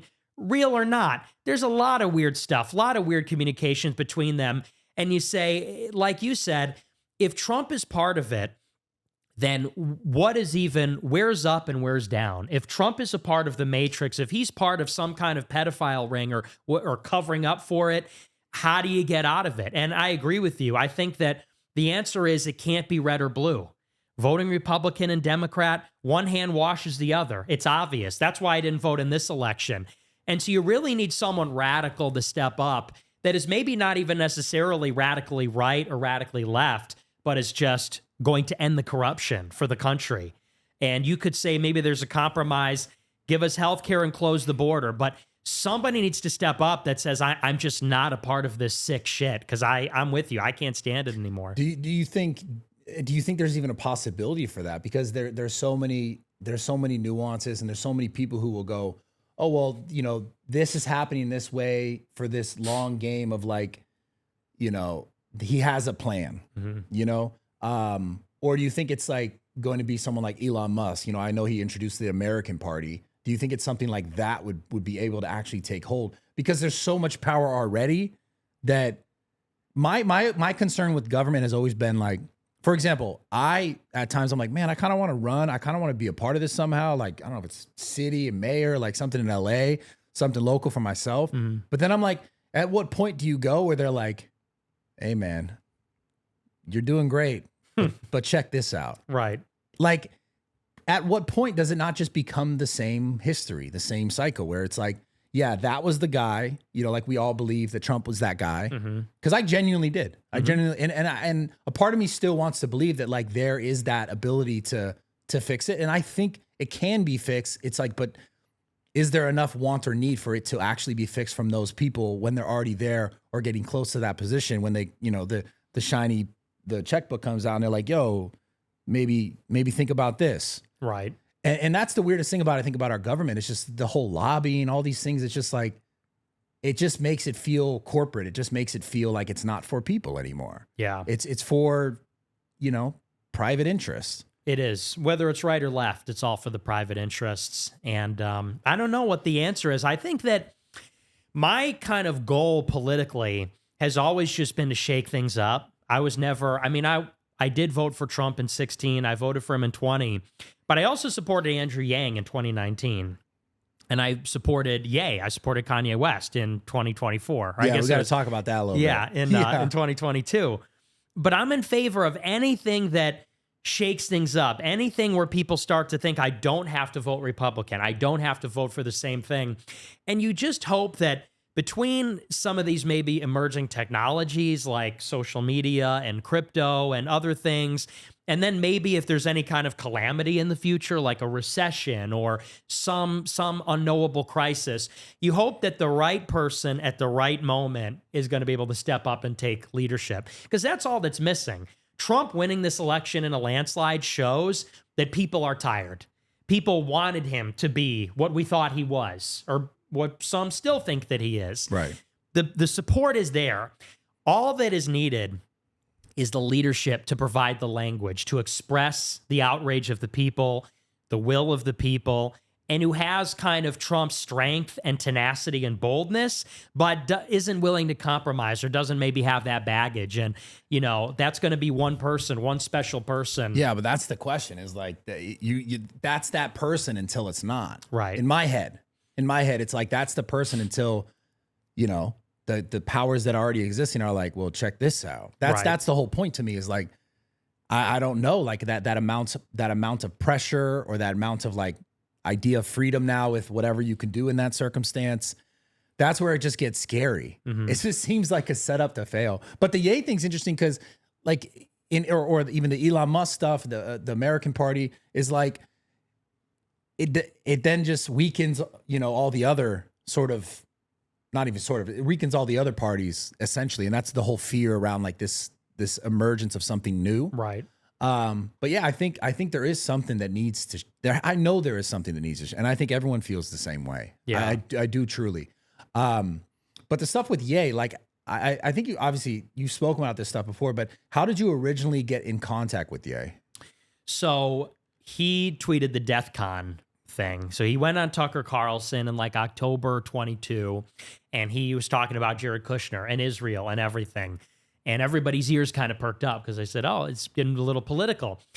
Then I think about a week later, he tweeted DEFCON 3 on the Jews, he said, and they invented cancel culture and he got canceled. And I heard through the grapevine that he was talking to Alex Jones, who's a friend of mine. But Alex Jones, his producer is not my biggest fan, but I knew she had his number. And so I got in touch with her through a couple of other people. I got his number. And I went out there with Milo and with John Miller and a couple people. That was back in 22. We came out to LA, and the idea was he wanted to run for president. So we were supposed to put together we were going to wind down his 2020 campaign and figure out if he could run in 2024 for the presidency. And we were there for about a week, and not even. I think we were there for a few days. And he had a pre-planned visit with Trump. That was already on the schedule. And I don't know what the basis for that was, but we got there, I think, on a Thursday, the week before Thanksgiving. And he told us, yeah, I got this meeting with Trump on Tuesday. And by Monday night, he said, I want you to go with me. I want you to go with me to the dinner. And we went. And Ye asked Trump to be his vice president in his presidential run, which is hilarious. Yeah. You were there. I was there. there. That was the first time you met Trump. Yes. What was that interaction like? It was crazy. I mean, you know, because they're both my heroes. I was always a fan of Ye for as long as I've been a fan of Trump. So those are my two like icons. It's like them and Sam Hyde, actually, who you had on the show. Yeah, Sam's crazy. Yeah, he's the best. So he's always a hero of mine as well. So it's like these two guys together was blowing my mind. And what's funny about it is that Ye is actually he's a little bit shy, actually. Yeah. I could tell that he was a little, and if you watch him on some of the talk shows and spending enough time with him, you could see that he was a little bit apprehensive. He was a little anxious because he loves Trump and he respects him deeply. So he's a little quiet at first. It was actually very awkward because he wasn't talking a whole lot. And so Trump was trying to start a conversation with him. And what's really funny is Trump, he loves his iPad. He's like a big iPad kid. And he controls the music at Mar-a-Lago from the iPad. That's sick. He loves music. And so I know. He's like the DJ at that Mar-a-Lago. So his way to connect with Ye was he goes, you take the iPad, why don't you pick one of your songs? That was how he was going to connect. And so Ye said, okay. So he spent about 10 minutes finding a song. And for the Kanye fans, he put on Say You Will from 808s and Heartbreaks. It's sort of an unexpected song. But then Trump starts talking about the opportunity zones for black people. He's trying to connect with them as like a black voter. I'm like, we're way past that. I'm like, dude, we're watching Triumph of the Will. This guy's like a full-fledged anti-Semite. You're trying to connect with him like he's a black voter, telling him about opportunity zones and the Platinum Plan. I said, we're a little past that. But so he's trying to make conversation. It's not working. He starts talking to me a little bit. We're rapping with each other because I know everything about Trump. And then it was a pretty normal dinner. It was Thanksgiving dinner. We had turkey and stuffing and mashed potatoes. And so it's a very strange situation. But then, and this was the story of the dinner, before we arrived at Mar-a-Lago, this girl who was with us, Karen Giorno, she was getting some like intel about how to deal with Trump, like how to play this. And so there was this lawyer whose name was Nick, and he sent all this information to Ye about how we're going to deal with Trump. And it said, if we eat in the dining room, that means this. If we eat in the patio, he wants to show you off. If he says this, it was just like this like play-by-play. How do we handle Trump? Interesting. And so we're pulling up to the dinner, and we have all this intel. And Ye said, what do you think about this? And I said, I don't know. Send it to me. So he forwards it to me, to my phone. Well, it turns out he accidentally forwarded it to a lawyer that Trump uses as well, whose name is also Nick. Oh, my God. So he tried to send it to me. I never got the text. I was like, that's weird. I didn't get it. We said, oh, well, we walk in. He accidentally sent all this intel to a lawyer that Trump actually uses. So in the middle of the dinner, Trump gets a phone call. And he goes, just 1 second, it was this guy. It was this lawyer. And the guy says like, hey, Trump, this is a hit job. They're here to take you out. Like they sent me this intel by accident. They must have told them that this was a setup. So Trump hangs up the phone and his demeanor instantly changes. Holy shit. And he starts, and my right hand of God, he immediately starts dropping the F-bomb. Motherfucking this and that, just like, I've never seen him that angry. Damn, so yeah. furious. But it was also very subtle. He starts telling Ye, because the idea was Ye was going to run for president and was going to ask Trump to be his VP. So Trump starts telling these stories about all the black people that he helped that betrayed him. That was the subtext. Shit. So he says, I freed this rapper in China. The basketball player. Brittany Griner? No, LeVar Ball. Oh, he was in China? Yeah. I didn't know that. Yeah, he got like arrested or something. It was like an international incident. Okay. And so Trump was telling the story about how he freed this guy. And he says, so this basketball player, he's on the tarmac, he said, and the Chinese soldier slapped him across the face, the basketball player, and said, that's for disrespecting President Trump. That was the first story. The second story was about the rapper in, I think it was Norway or Sweden. I forget who. I think it was A$AP Rocky. Yeah. Got arrested up there. And he says, and I called up the president of Sweden, and I said, listen, you mother, you better release him right now. And the moral of the story was these were all ingrates. These are all black celebrities that he helped that betrayed him.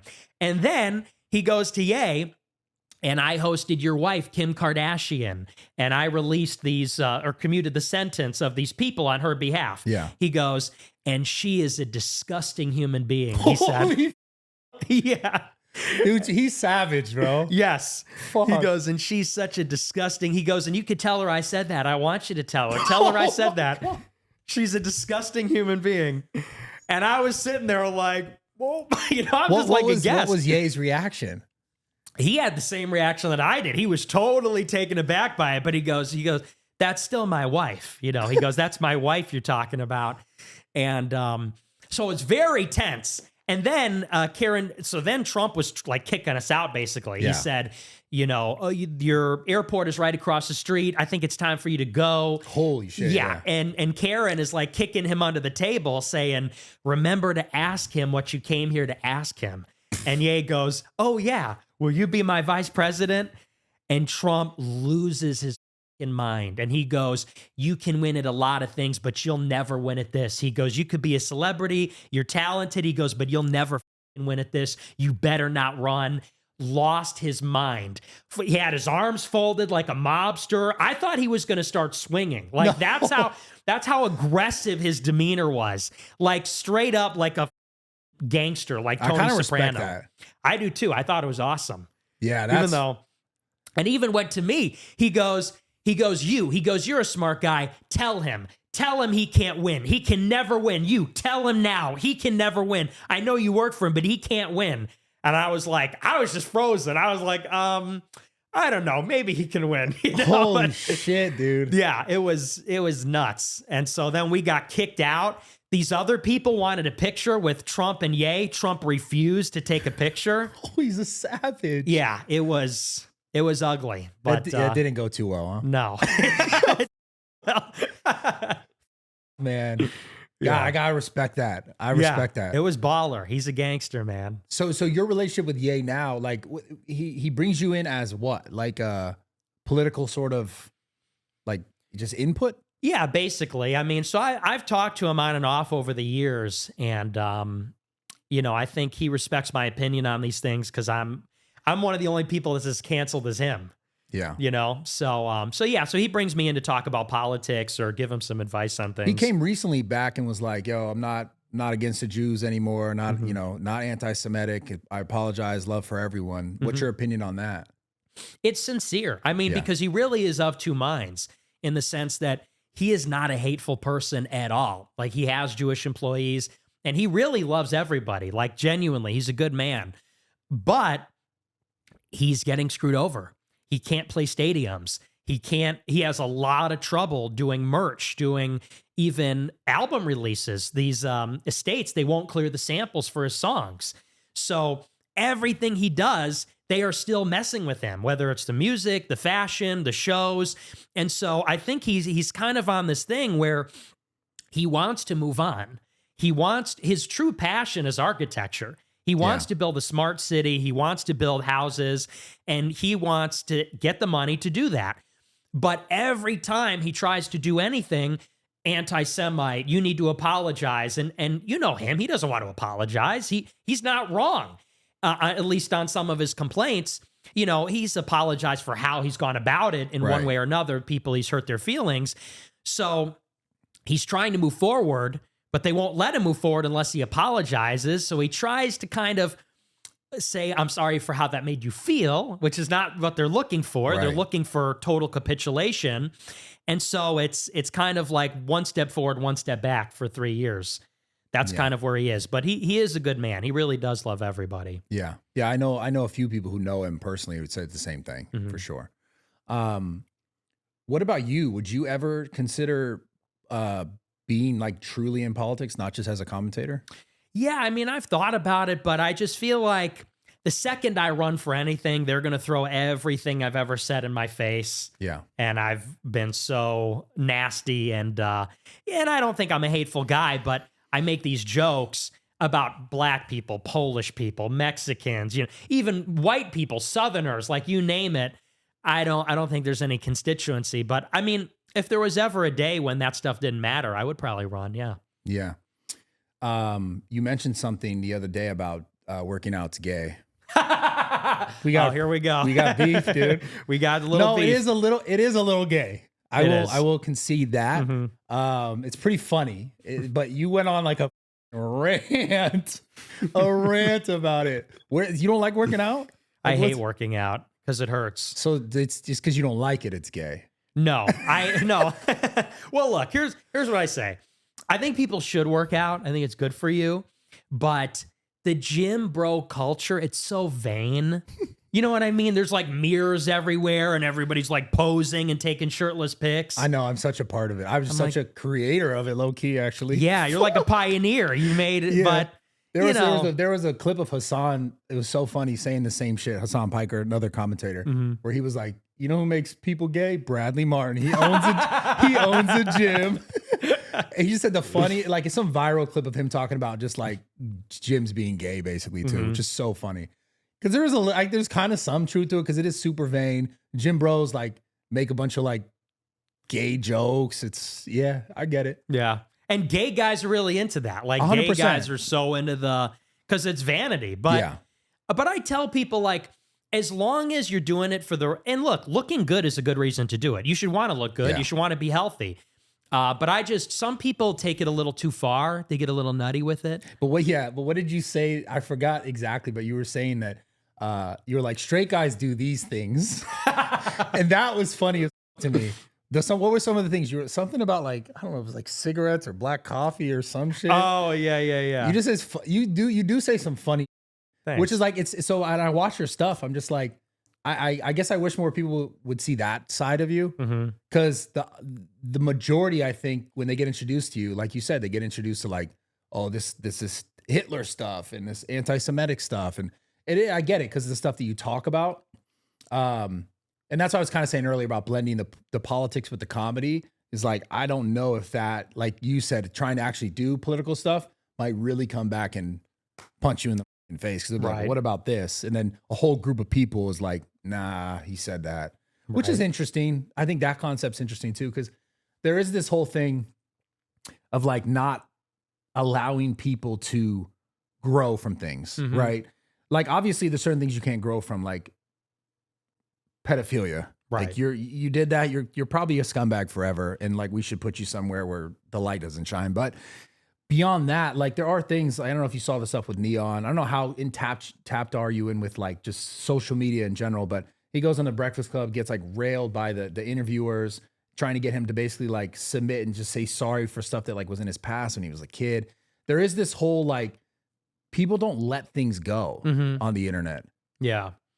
Well, and I think it's just words. I mean, at the end of the day, I'm a big believer in like, we are such a hypersensitive culture where it's like, you know, people get canceled over nothing these days, over even on the left, you know, like that Harry Sisson got canceled because he led on a bunch of different Oh, girls. that was insane. That's your life, you know? By the And- way, we interviewed him on Steiny's pod. He had him on here, and he said he wasn't even hooking up with the girls. Yeah, I he think had to it's- say sorry. He like said sorry. It's bullshit, you know? And I think people kind of just need to let people breathe a little bit. And as far as words are concerned, people like to say, oh, you know, 6 years ago, you said this. It's like utterances, like we said things years ago. Now, it's one thing, like you said, if you have a legit problem, if I ever expressed a viewpoint that was like, I hate all this group of people, you would have to demonstrate I've moved past that. I no longer have that view. absolutely. But if it's like, well, you said these words, it's like, well, that was a joke, or what I meant was this. To me, that's a little different. And I think that a lot of it, maybe it's because I'm a guy, you know, and we have very female culture. They want to get you on a show and say, I disavow you, or else you have to apologize. And I just think that's bullshit. I hate that kind of stuff. You know? kind of like what Candace sort of did with you. Exactly. And it was interesting. And even the funny thing, like there's this, I don't know where this was said, if it was said, but I think the N-word thing, you saying that, and then Pat Bet David was like, I won't have him on because of this. I wonder if you'll ever do that interview. I think eventually that'll come. I think you so. should. Yeah, I like him. I like him in a lot of ways. Some of his co-hosts, I'm like, they say some weird shit. I was like, what? But I like him. I've had him on. He's great at communicating as well. I think that'd be a really good show if you did that. I know you had a little bit of a thing with Candace. How did that go? Well, you know, I've known of her for many years. And so last year, we had a little bit of a beef because she left the Daily Wire. And she was saying a lot of the same things that I've been saying for many years. You know, she was criticizing Israel, but in particular, she said, America first, Christ is king, which in the conservative space, those were like my slogans. I'm not claiming ownership over both of those because they're common phrases, but everybody kind of said. And yeah, to clarify too, sorry. America First was first introduced when? Well, who said this? In the 40s. Yeah. And I had to forget, was some president? It was Charles Lindbergh. That's right. So you obviously knew about that. Yes. Okay. Yeah. Because and like it's- there's like a lot of conversation that like, you know, I hear this Laura Loomer chick say that this is Trump's thing and he started this. Right. I would agree in some cases that he was the most prominent figure today that is speaking about that is relating to that. You know, and her relationship to trying to make it about Israel, whatever, those are just to be determined, right? Right. But yeah, she also called you an ingrate. That She was did, yeah. crazy. Yeah. Love that. But forget her. Let's get back to the Candace thing. Yeah, but so, you know, about a year ago, everybody was expecting that we were going to collaborate, you know, because I got canceled by Ben Shapiro, so did she. We got canceled for the same reason. And people were begging her for this collab in her comments and her live chat. And she said, well, I can't do the collab because of YouTube. And people said, well, do it on Rumble, do it on your website. She said, well, I can't do it because I'm in this lawsuit. And, you know, so I was frustrated and I started criticizing her not only for that, but for other things. She started saying it's the Frankists. I don't know if you remember this, but For a long time, she was criticizing Israel's role in Gaza. Then she said, actually, it has nothing to do with Jewish people. It's this Frankist conspiracy. They're the followers of Jacob Frank, this rabbi. Help me out here, because I don't even know what Frankist is. I'm Nobody does. It's fake. It's fake nonsense. Okay, I don't know what that is. It's this esoteric Jewish mystic from the 17th century. They called them the Sabbatean Frankists, and they were a religious, mystical Jewish cult. They believed that, and this is complex stuff, but they believe that in order to achieve sanctity, in order to repair the world, they had to do every action, not only the good actions, but the evil actions also. And in doing the evil actions, they would be able to repair the universe. And this is all like Kabbalistic theology. And anyway, Candace But that believes, has no relationship to Judaism. well, it is Jewish mysticism. It's a sect of Jewish mysticism. And many believe that Sabbatai Zevi in 1666 was the Jewish Messiah. He was the progenitor of this. And then Jacob Frank was one of his acolytes years later who claimed to be like the reincarnation of Sabbatai Zevi. And so they call his followers the Frankists. Now, there's this conspiracy that the followers of Jacob Frank, that what they are is Satanists, effectively.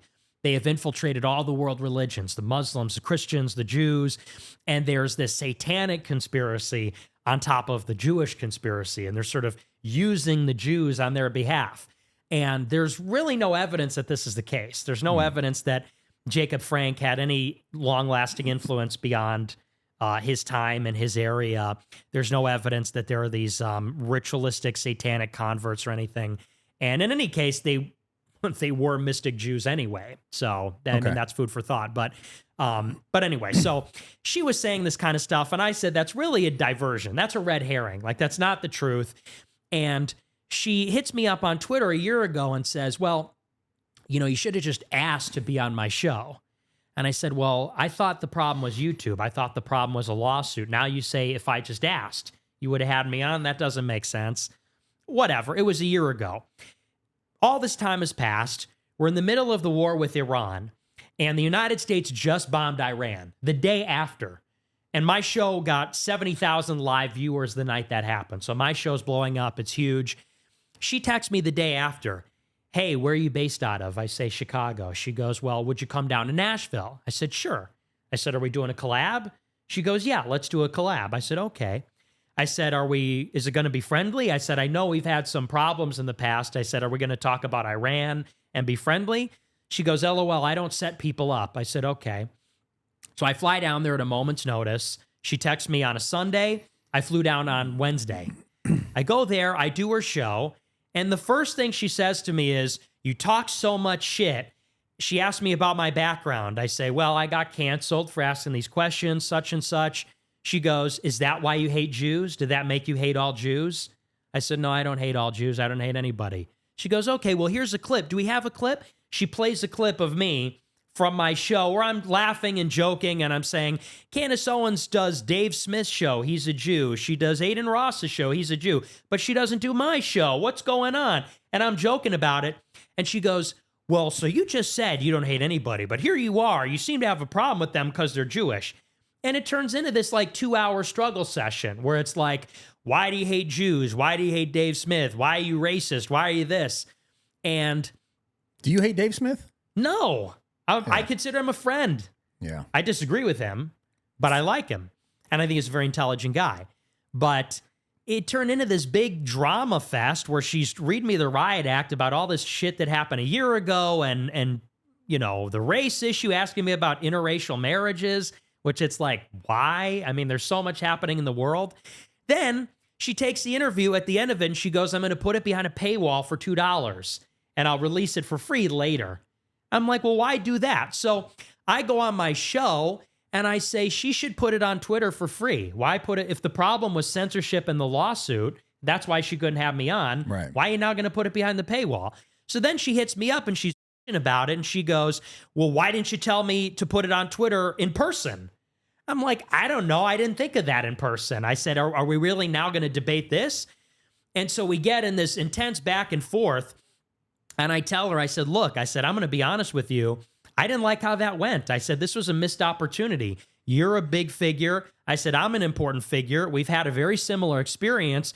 We're in the middle of a war. I said, we should have talked about this. We should have filled up the 2 hours with something substantive. I said, you wanted to relitigate drama and nonsense. I said, that was a missed opportunity. I said, and then you want to monetize it? I said, that's BS. And so she gets real nasty with me, and it got very ugly at the end of it. But yeah, I mean, look, I don't hate Candace Owens. Yeah. I don't have a big problem with her. And I think she's doing good work. She's bringing a lot of people around to the truth. And she throws in a lot of nonsense about Brigitte Macron and other stuff I don't agree with. Yeah. I think that's nonsense. But yeah, that is, she's saying that this dude is married to his dad? Yeah. That the French president's wife is not just a transgender man, but is also his father. He's married to his, and I'm like, you lost me. I mean, that's a little out there. But so I don't hate her. It's so funny how that's the line for you, though. Like, well, because that's crazy. Like that's dude, you lost me. You're funny to me. That's the line. No. That. I mean, come on. He's married to, maybe she's transgender, but she's his dad? Come on. It's insane. I mean, it's a little insane. That's a little out there. And I have my reasons why I think she's pushing that. I don't know how sincere that is, but what do you think that is? Why do you think she's pushing that? Honestly, this is going to sound maybe equally crazy, but I think it's like Russian propaganda because France is Russia's mortal enemy right now for a variety of reasons. Because France is pushing the Ukraine war harder than anybody, and because Russia is overthrowing all of France's. France wants the Ukraine war harder than anyone. You're saying? Yes. Okay. They want their troops in Ukraine. There are their troops in Ukraine. Okay. And Russia is overthrowing all of the French allied governments in Africa, which France relies on. So they're like suffice to say, they're mortal enemies right now. And I think, why would somebody be so fixated on Macron, of all people, the French president? What does that have to do with us? And there's this salacious scandal. So, and one of the things this is maybe a bridge too far for you or for the audience, but one of the things I've really learned over the time that I've been doing this, in addition to the rabbit hole of Israel and the Jewish religion and the rest of it, is the extent to which so much of the media is involved with the intelligence agencies. And so maybe 2 years ago, I didn't believe any of that. Now, I think that the Russians, and to an extent, yes, the Qataris, the Emiratis, the Saudis, the Turks, the Israelis, they all have a hand in a lot of the media. And the Tenet thing was a huge scandal. You remember Tenet Media, where Tim Pool and Lauren Chen and Dave Rubin, they were getting $10 million from the Russians. Confirmed. Yes, from Russia. And it was a huge scandal. And that and other things kind of woke me up to the overlap. Now, that's a theory. That's pure speculation with Candace. That's my hunch. I haven't done a deep dive on that, and I have no proof of that. But you just try to, like we were talking about earlier, how do you discern? Why is she going so hard against the French president? You say, well, who has it out for France right now? You say, well, Russia. And who else has it out for France? Well, France just recognized Palestine's statehood. And I saw that, and I saw it was a long tweet that just seemed to be like, there needs to be peace and all this stuff, right? Mm-hmm. And I don't know which American government official. I saw they quote tweeted it and was like, this is like, you're supporting terrorists. And it was like, that's not exactly what it said. Right. It is interesting to see those things. Where I read it, I don't respond to it, but I go, but like his whole thing was basically like you said, recognizing Palestine and saying that this should stop, essentially, with like other words. And the reaction of a American diplomat was basically like, this is supporting terrorism. And I'm just like, what the fuck are we talking about? Yeah. And that's what the Israelis said. They said, you are rewarding terrorism. You're on the side of the terrorists. You're going to get Israel annihilated. They said you're crusading against Israel to destroy Israel for saying he recognizes Palestinian statehood. Now, France historically has always been hypercritical of the neocons. He was, not Macron in particular, but France was against the war in Iraq. They're against any campaign against Iran. They're pro-Palestine. They're against Israel's involvement in Lebanon.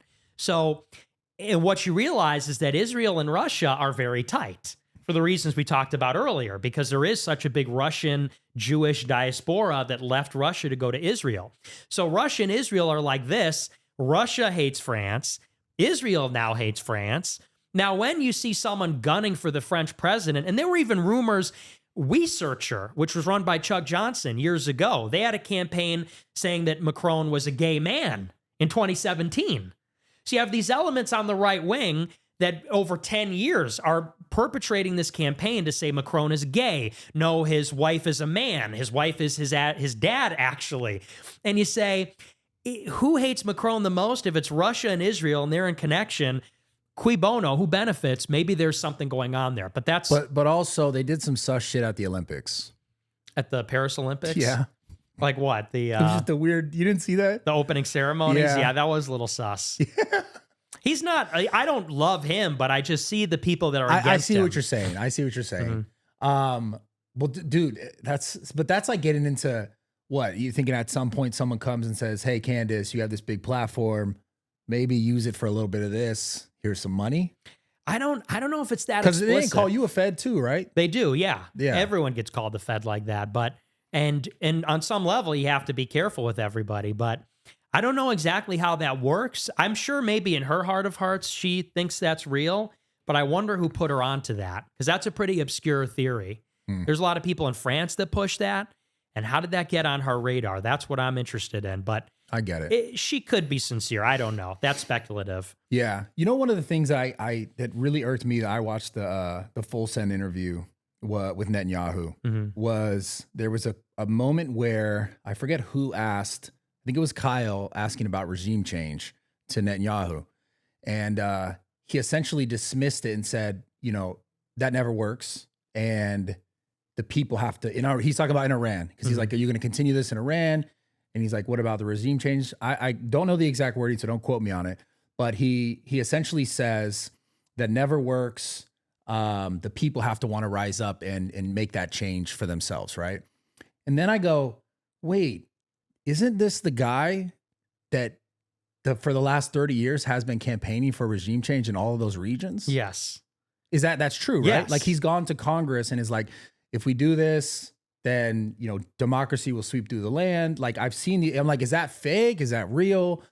And then to hear him get on a podcast and say regime change doesn't work, I was like, dude, I don't, that's the thing that I don't understand with this whole political sphere is like, do these people think that maybe it's because of technology or AI, but do they think that people don't remember things or don't think, maybe they just think we're just all so dumb? I think they finesse the narrative. I think they're smarter than we give them credit for in the sense that their propaganda is not blunt. It's very sensitive. So, you know, in 2003, when we invaded Iraq, Netanyahu said, yeah, we need to take out Saddam and spread democracy and all this. Now, everyone knows that's BS. Well, yeah, the thing that was interesting to me is that everyone on the Republican side, the red side, whatever you want to call it, we all were like, that was a complete waste of time, 20 years, a bunch of American soldiers died, a bunch of money was spent for nothing, nothing really happened. And everyone disavowed that. Everyone was like, this was a problem. Right.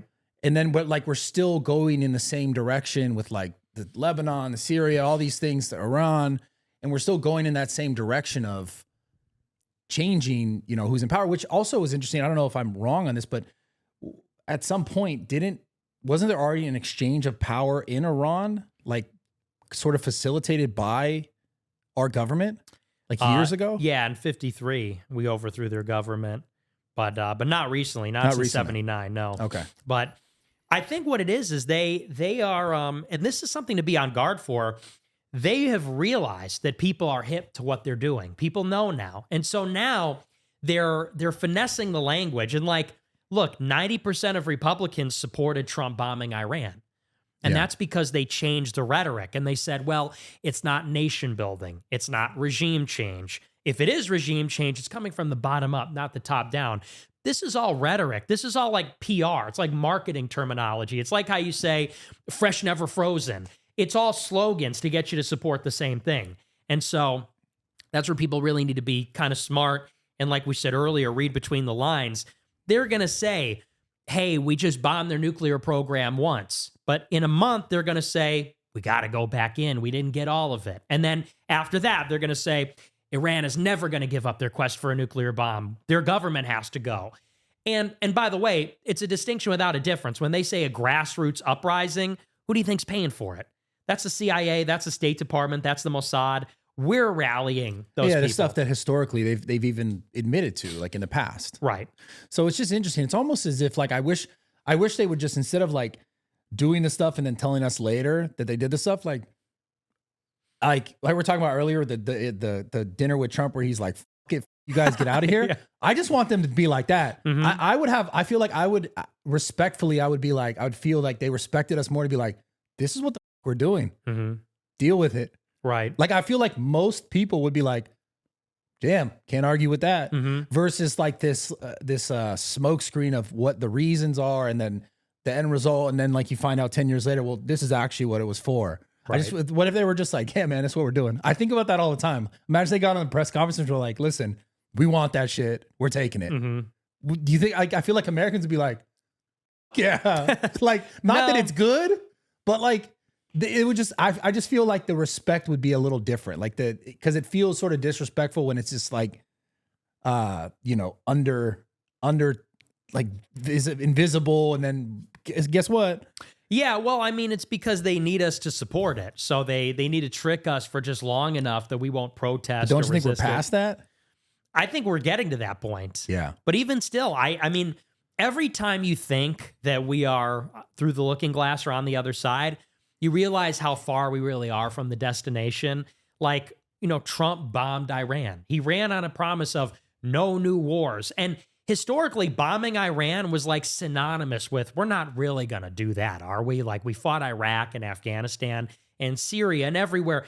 Are we really going to do, like, bombing Iran was synonymous with like a superfluous Israel war.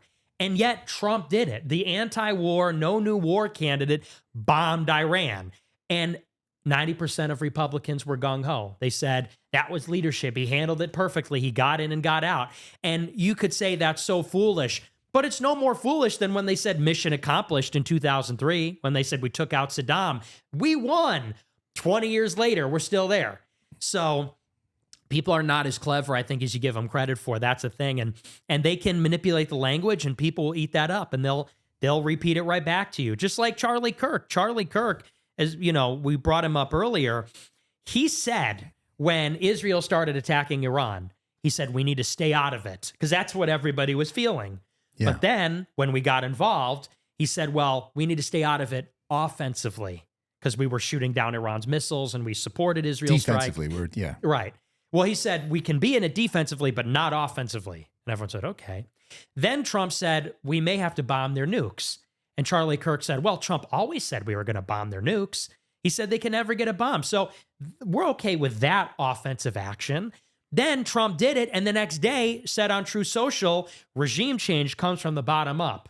And Charlie Kirk said, well, some regime changes are okay. And you see how over 2 weeks, he kind of strung everybody along. And we started with, we need to stay out of it, to, well, we bombed them offensively, that's okay, and maybe some regime change we're okay with. Like the goalpost keeps changing. Yes. And people fall for it heavily. Yeah. I guess, I mean, these conversations are they're so because it seems like there's no real way out of this. Yeah. Yeah, you wonder, because whatever would be the way out of it would be necessarily unprecedented. Yeah. So it's without precedent. You don't even know what that looks like. It would look like Trump, but it would just need, like you said, though, how do you get somebody who's not going to listen to the suits? When the men in black come in and say, hey, listen, pal, this is how it really works. Yeah. The CIA or Israel runs the show. How do you beat that? You don't know, because it's happening in the shadows. It's a secret war. So you normally have pretty good guesses. You don't have a guess for this. My guess, I mean, so much is going to change in the next 5 years. There's going to be so much destabilization. Oh, yeah. We got to talk about this. Oh, sorry. Go ahead. Finish your guess. Yeah. I mean, between AI and... That's what I was going to talk about. Yeah. I mean, then that's where it's all pointed. That and the changing world order and the economy, this debt crisis we're in. You have to think there's going to be some calamity. Yeah. And very vaguely, someone can get in the middle of that, maybe. Yeah. So the big beautiful bill thing, right? Obviously, there's a bunch of stuff. There's like border stuff, all this money being spent. There, Elon saying the debt's going to increase, all this stuff, and then Trump saying it won't because of the way the economy will shift. The one thing that I saw in there that was like, wait, this is really interesting for us as Americans. All of it is, right? But this one thing, there was I don't know what specifically how it's worded, but it basically says that like for 10 years, you cannot sort of challenge this AI space. Like you can't bring up lawsuits. You can't shift what these companies are doing in the space. And for me, I hear that and I go, that has to be one of the most important pieces considering social media, the internet, how people get information or don't get information. And the ability to control information and, the idea of the dead internet theory and all these things where it's like, it seems like they're going to have like a vice grip on what people believe or what people see or hear and also information about us. Cause from what I understand, it's like, back after 2011, back after 9/11, not 2011, back after 9/11, the Patriot Act and this whole, like, now they're sort of like way more visibility. They can see what we're doing. They have more information about us. This was like that to a crazier degree with AI. And It seems like I don't know if this is true. I don't know how much you know about this, but like almost like social credit score type stuff. Like there's all these things that are, I guess what I'm afraid of just being that I'm in this space of content creation and like outward, reflection about what's happening in life that is that going to just at some point just become a wash where AI is so good that they make a Jim Fuentes who is exactly opposite of you, who completely counters everything you say, just as good as you say it. And maybe he's a little more Mexican than you. I don't know, dude. Like, he has the same haircut and he just shits on you, but it's like AI.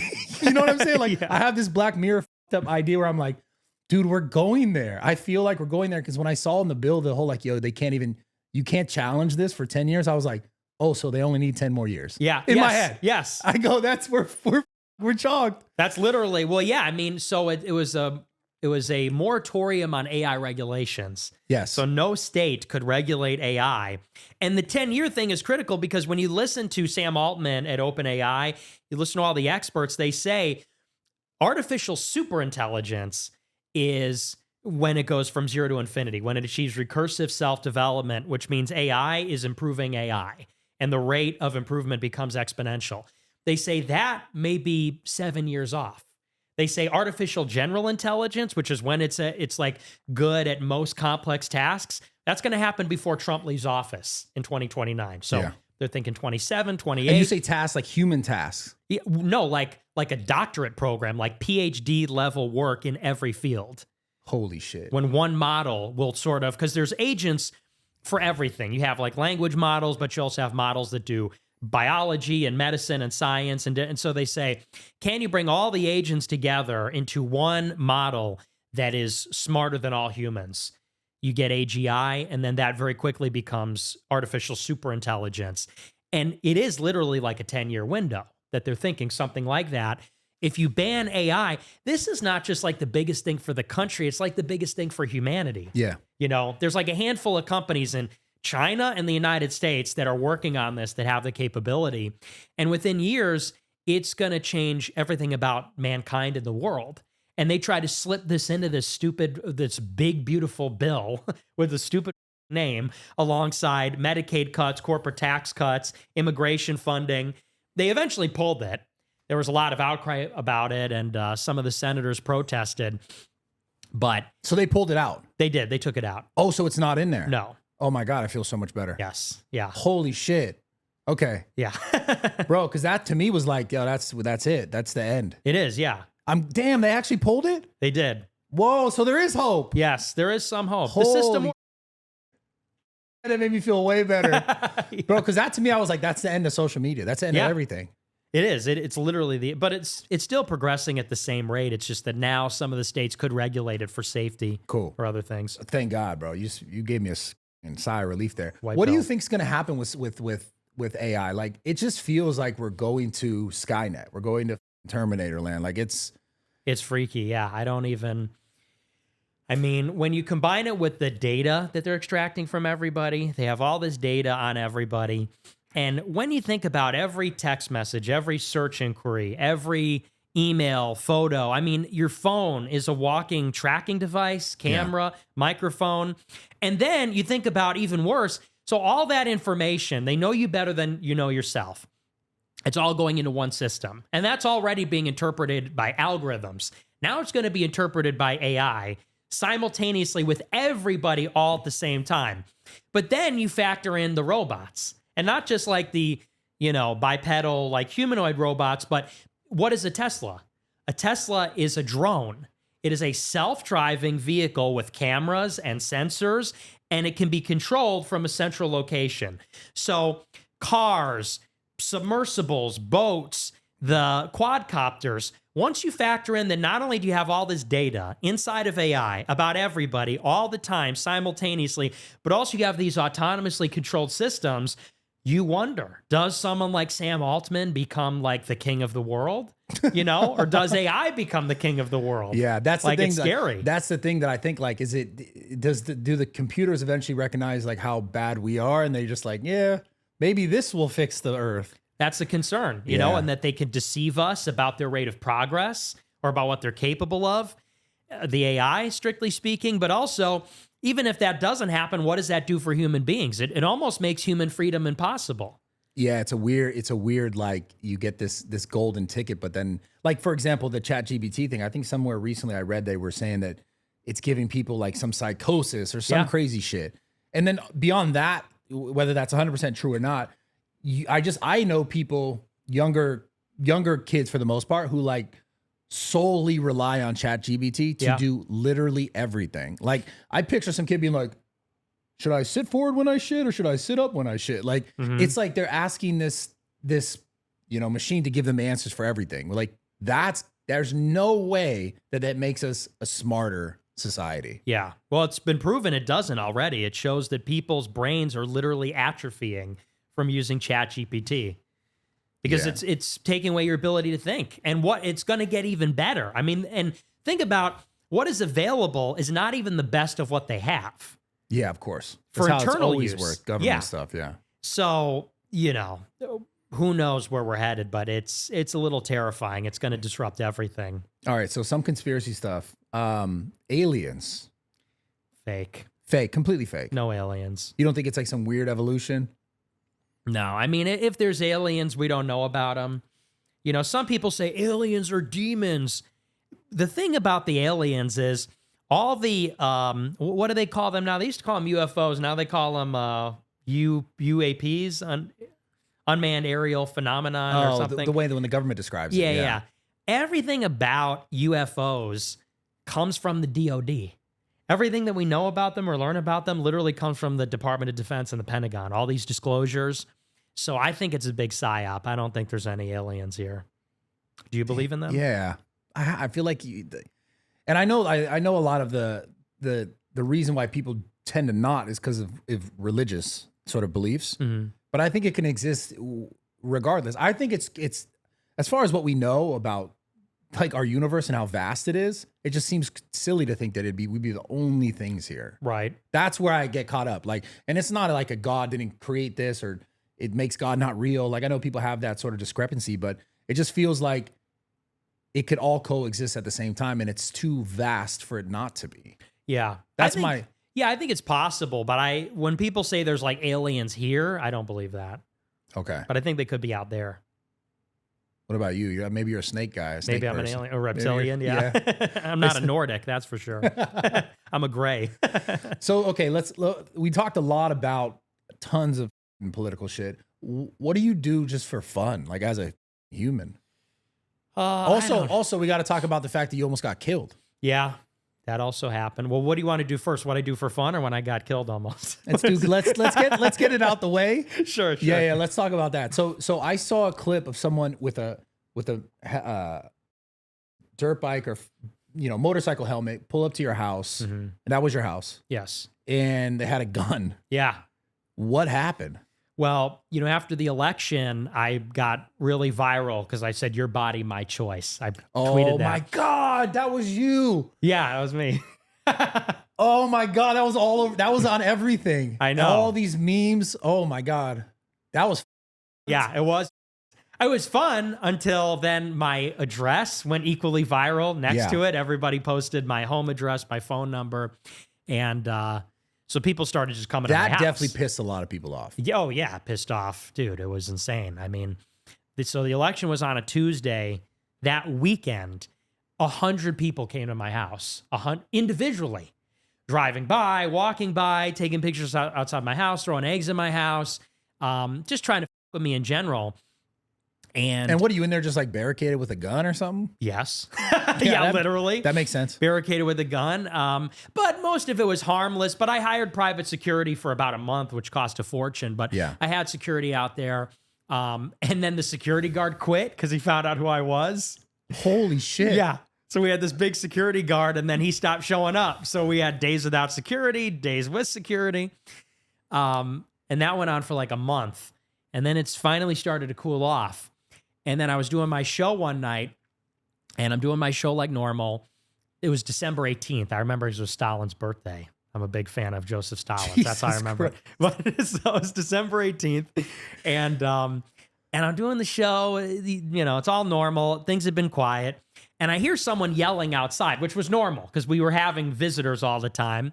So I said, whatever. But I checked the Ring camera, and I see the guy's got a gun. And I was like, oh, shit, I got to wrap this show up. But I didn't want people to panic, so I just wrapped it up as quickly as possible. And I finished the show. My producer comes in. I said, what's going on? Is everything okay? He goes, yeah, the cops are already here. I said, okay, good. I go upstairs to get changed, and I hear gunshots outside my house. I said, what the f-? We didn't know anything for a whole day. But you're in Chicago. That's pretty normal? No, not where I am. I'm kidding. People say that, yeah, but it was very strange, and we weren't told anything. So it turns out it was a kid. He was like 23 years old. He was little. He was like 5'3", and I guess he had a falling out with his college roommate. The college roommate beat the shit out of him, and they were best friends. This was in the summer of last year, and ever since that happened, this kid was on a downward spiral. He had to move home. He dropped out of school. He was hospitalized over this big psychological effect. He tried to sue the kid. He got in a hit and run crash and fled the scene, and the cops came to his house, and he was pissed. He lost his job. So this kid that came to my house, in Southern Illinois by the University of Illinois, he went to that guy's house, his friend, killed the friend, killed his mom, killed his sister, killed his whole family. Bro, First. what the? Yeah. Oh, I didn't know that. Yeah. And what was really fucked up, so he goes to the kid's house and knocks on his door with the motorcycle helmet on. And the family answers the door and says, oh, your buddy isn't home. He said, okay. And the victim's sister, tweeted the day it happened. She said, I'm trying not to freak out and be a Karen and call the cops, but there's a guy in a motorcycle helmet outside my house, and I'm afraid. When his buddy got home, the killer killed his buddy, killed the sister, killed the mom in the driveway, in the garage. He gets in his car, drives 2 hours to my house, directly to my house, doesn't stop, pulls up in front of my house, gets out. He's got his motorcycle helmet on. He's got a .22 pistol and a crossbow, a reloadable crossbow with like a magazine. Yeah. And literally comes out with guns in each hand and knocks on the door and rings the doorbell. And he's literally standing out there with his gun in his lap, waiting for me to answer the door. And so he starts yelling, hey, Nick, come out here. That's what I heard during the show. And he's pacing around the house. He goes around to the back, goes around to the front. He's trying the door. So my producer calls the cops. Cops show up. He makes a break for it. He runs through the backyard, jumps over the fence, into the alley. He runs into a neighbor's basement, which the door was unlocked. Kills their dogs. Oh, bro, this guy's... Yeah, so he's gone. So he kills their 2 dogs. I don't know what happened there, but he runs back outside. He shoots at the cops. The cops shoot him in the head. He dies. And we don't know anything else about him, but that was the story. And holy... So I think it had to do with that tweet. I think he saw my address. Maybe he thought he was going to be a Luigi Mangione copycat because that happened around the same time. I see. So and he was in the motorcycle helmet. So he's in like a costume.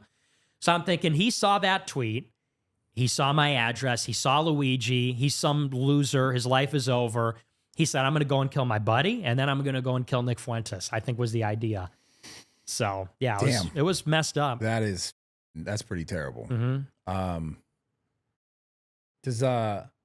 Do you ever worry about more stuff like that?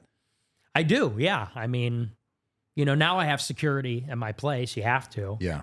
But I mean, in general, people go out all the time. It's just, that was such a special moment when like the whole world was like out to get me for a couple weeks. But in general, you just got to be safe, I mean, you know how it is. You're pretty famous. So, when you're outside, you never feel truly safe unless you got bodyguard or unless you're carrying or something. I carry. Yeah, you take precautions. Yeah. It's like anything else. Yeah. Damn. Okay, so I didn't know it was going to get that deep because I actually didn't know the details of everyone else involved in that. Yeah, it was messed up. Crazy. On a lighter note, I was going to say, what do you actually do in your free time? I'm not a really social person. I read a lot. Most of my days is just reading stuff. I do play video games. I'm a big gamer. Playing? I play like map games like Civilization 5 and Call of War. Okay, so have you ever played Warcraft? No. It's too old for you. Yeah. Are you a Warcraft guy? MMO? Really? No. See, you said MMO. That's World of Warcraft. I'm talking about the game before World of Warcraft. Okay. That's how old I am. Yeah, ancient, old head. Yeah, but it's the same. Like you build armies and you fight. Okay. I did StarCraft. It's just like StarCraft, but different races, like Gotcha. different factions. But it's the same thing where you build and you attack. I'm surprised you're a gamer. I'm a huge gamer, bro. That's just as much as I'm a gym bro. So you're less gay then. Yeah. Like I've spent, if not more time gaming than I have in the gym, which is definitely saying a lot. Respect, dude. Yeah, huge gamer, bro. Let's go. I love gamers, and I do play a lot of Call of Duty now. I play Black Ops 6. Nice. I'm not that good at it though. That shit kind of fell off though. But so you just like you're. It seems like everything you do then is about what you do. Yeah. And it's not even, I'm not like a hard on about it or whatever, but it's just what I love. This is just like my passion. What about it do you love when it is so like decisive? It's so volatile. Like you say the wrong thing. It's like, that's the worst person in the world. What do you love about it then? Because it's just like the theory of everything, I mean, there are some people that say that philosophy is political theory, that some would say they're the same thing. So, everything that I talk about, it's history, it's religion, it's philosophy, it's ideology, it's the story of the world. And I'm so interested in all of it. I want to understand life, so that's kind of I think that's why I'm enamored by a lot of it too. Yeah. I think that's why, even like from a different perspective for me, but why I love doing the podcast is why I like speaking to people. It's just like understanding people, what makes them tick, why do they do it, what are their reactions to it, what did they learn, like how to be better essentially. Because for me, it's just like my life was like, how do I improve myself to feel better about myself so that I feel good about who I am? Because my circumstances growing up were not the best, right? So that bled into, for me, the gym was a way where I was like, I know it's funny, jokingly gay, but I was finding like, oh, I can be good at this. I can improve at this. And then obviously the physical things came along with it that you're also like, oh, this is also cool. I got cool shoulders, whatever. But it was, and the core of it was to feel better about myself as a person. And so then understanding and learning from other people, typically you tend to take a little bit and learn more for yourself. Right. So that's why I do it all. And that's why I love it. I'm just curious. I like talking to people who get to positions where, of notoriety or some substance and understanding how they got there. Yeah. Well, yeah, I think that's what it is to be a real guy. To be like a real guy's guy is we love stuff. You know what I mean? We love like money and finance and business. I'm just enamored by all that kind of stuff. I'm the same way, very inquisitive. Yeah. What about women? You don't date? You don't have like a... No, I don't date. I don't have any. After your body, my choice, that wasn't. And that's not going to happen. Not after that. It's not going to happen for you, bro. Yeah, it's over for me. No, I'm just not social in general. I don't have a ton of friends. I don't go out. I barely leave the house. I'm just not a very social person. I'm a little autistic in that way. I'm pretty insular, pretty focused on the mish. Yeah. More than anything. So Big Mac or Whopper? Definitely Big Mac. Yeah. I had to ask that. Sorry. That was crazy. That was like beyond parody, right? Yeah. Other than the genocide, how's the Big Mac, bro? Yeah. That's pretty funny. Mm-hmm. It was pretty, not funny, but not funny. Yeah. It's like one of those things like, it's dark. Am I laughing? Mm-hmm. I do like dark humor though. Mm-hmm. I can't help it. Yeah, me too. It is funny. So what was your take after doing the sort of little, was it interview? What did they do with you on the live stream? Yeah, they kind of just asked me my thoughts on their Netanyahu thing. How did it get to that? I'm talking just for reference, for conversation's sake. We're talking about after the Netanyahu podcast, Full Send, Kyle and Steiny hit you up and they were like, hey, we got to do what? Yeah, I had never heard from them before, but I woke up at like 2 p.m. and my phone's blowing up. They said, oh, Nelk wants you to come on the show. That's how I heard about it. And they said, yeah, we want your reaction to the interview. So I said, okay. So I washed my face. I got on. And I think they were getting a lot of shit for that. They were getting a lot of blowback. And I think they were looking for the other side to come on and kind of tell them, what they did was okay or it wasn't that bad. And so that I was like the counterweight, which is kind of funny to think about. It's kind of funny that they bring on Netanyahu and they think, we need to hear from the other side. Let's get Nick Fuentes, which is like Prime Minister of Israel, like live streamer, that's the two. But that you were the polar opposite. Yes, right. Yeah. That I'm the opposite pole. But yeah, so, I heard them out and I understand where they're coming from. I think you would do it. If Netanyahu wanted to come on your show, if you want to come on my show. I think any of us would do it. I think it's just a matter of, and see, this is the thing about the whole conversation. I don't know how it was set up. I don't know who organized it as far as like what could be said or asked or not asked. Mm-hmm. Also, even if certain things were asked, would they have been like, yo, you can't even put this out? Right. Because I would have asked other questions that were a little bit more like I said earlier, when he talked about the regime change and that never works, I would have said, well, weren't you the guy who said this 30 years that we need regime change? And I would speak to that. I would have asked those questions to directly question. And also I would have brought up the fact that, third-party journalists are not allowed in Israel at this time. Why is that? If everything you say we just have to take as truth, wouldn't that create some sort of like discrepancy with the public? Like I would have asked those questions for sure. Right. And I don't know if they weren't allowed to or if they didn't know to. I don't know the truth of it. All I know is I saw something on Twitter where they interviewed him and I didn't know about the interview at all. I hit up Steiny and was like, did you actually interview this guy? And he was like, yeah. And then I was like, oh, that's might be a little bit interesting, was my reaction. Mm-hmm. And he's like, well, we asked him some like good questions. And he basically said something about he finds it hard to be like represent that he's Jewish in America. And so I was like, oh, maybe they did press him a little bit. Mm-hmm. And then I saw the interview and I was like, oh, I see why. I see why they sort of got a little bit of backlash. But I don't think they're like just genuinely like bad. Like, you know what I'm saying? Like, I think they did, because I know them. I think they did go, this is going to be viral. I know right away they think that this is massive because it is massive. Mm-hmm. And it's like everyone was like, holy, look at this. Let's talk about it. I think they could have went in with like just harder hitting questions to ask towards, whatever he was saying instead of kind of just going along with it. Right. Yeah, that's all. Again, if you ask me would I have done it, I would have done it. Yes. I would have been knowingly a little more critical. Like even with you, I can't have a conversation with someone that holds certain viewpoints and I can't question. You have to question it. Absolutely. I can't just let you go like, man, this and this and it's like, dude, it's because it's never that simple. There's nuance to everything. And for their interview style, because I know them personally, they don't really take that confrontational approach really with anyone. And you could look at that historically and know that that's true. Mm-hmm. I think the most confrontational one that they ever did would have been with rest in peace OJ. But they were like, yo, did you do it? And I know that they were told, don't ask him if you did it or not. And they still asked him. Right. And I think that was the end of the interview. But I don't know how this was all orchestrated. And also, if they asked those harder questions, I also don't know if they would have been allowed to release it. Yeah, exactly. You know, I mean, I agree with you. And I said that to them. Like, obviously, you're going to take it because as a content creator, it's like you say, it's going to be a big interview.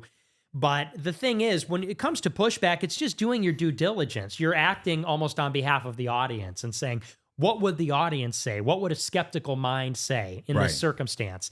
And I told them the only way to make it right or the way to make it fair is you got to interview the other side.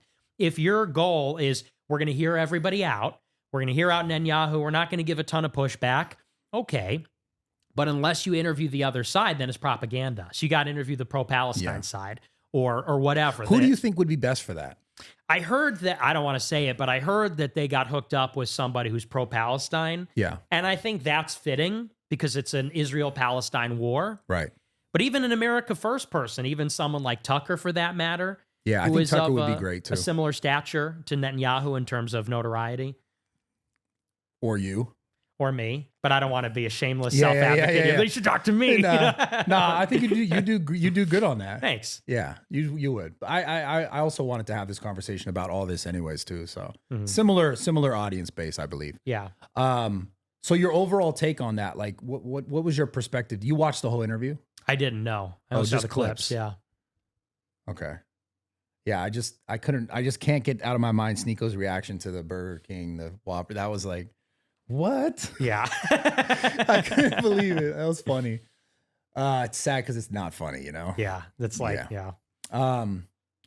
So have you ever gotten contacted by any of these bigger podcasts? Like how I hit you up a couple months ago. Like, do people hit you up and they're like, I want to, but I'm afraid? Not really, no. I mean, it's just been this year that I've seemed to have gotten a little traction. I did the Hodge twins, who are conservatives in Vegas, and I'll probably do something with Dan Bilzerian soon. He's been wanting to do one, but no, I mean, I've been totally gatekept. I'm banned from Tim Pool. I'm banned from Piers Morgan. I'm banned from Patrick Bet-David. So yeah, I don't have a ton of opportunities because I'm the most canceled guy. But I appreciate you coming on. Is there anything else you want to say? No, I think we hit a lot of stuff. It's been a big conversation. Yeah. Thank you so much for coming on. I appreciate it. I wish you success, man, for real. Thank you. I hope that, more of the, I guess, do you consider this a mainstream platform? Absolutely. Yeah. Really? Absolutely. That's sick. It's huge. Yeah. Everybody, I told him on Bradley Martin, everybody's like, oh, that's awesome. That's cool. Okay. Yeah. Cool. Well, dude, it was dope. And I wish the best for you. And I hope that nothing bad ever happens. I'm trying to put that out there, but likewise. It's been good. Thank you, man. Thanks so for much having me. Yeah, great conversation. Awesome, Appreciate brother. it.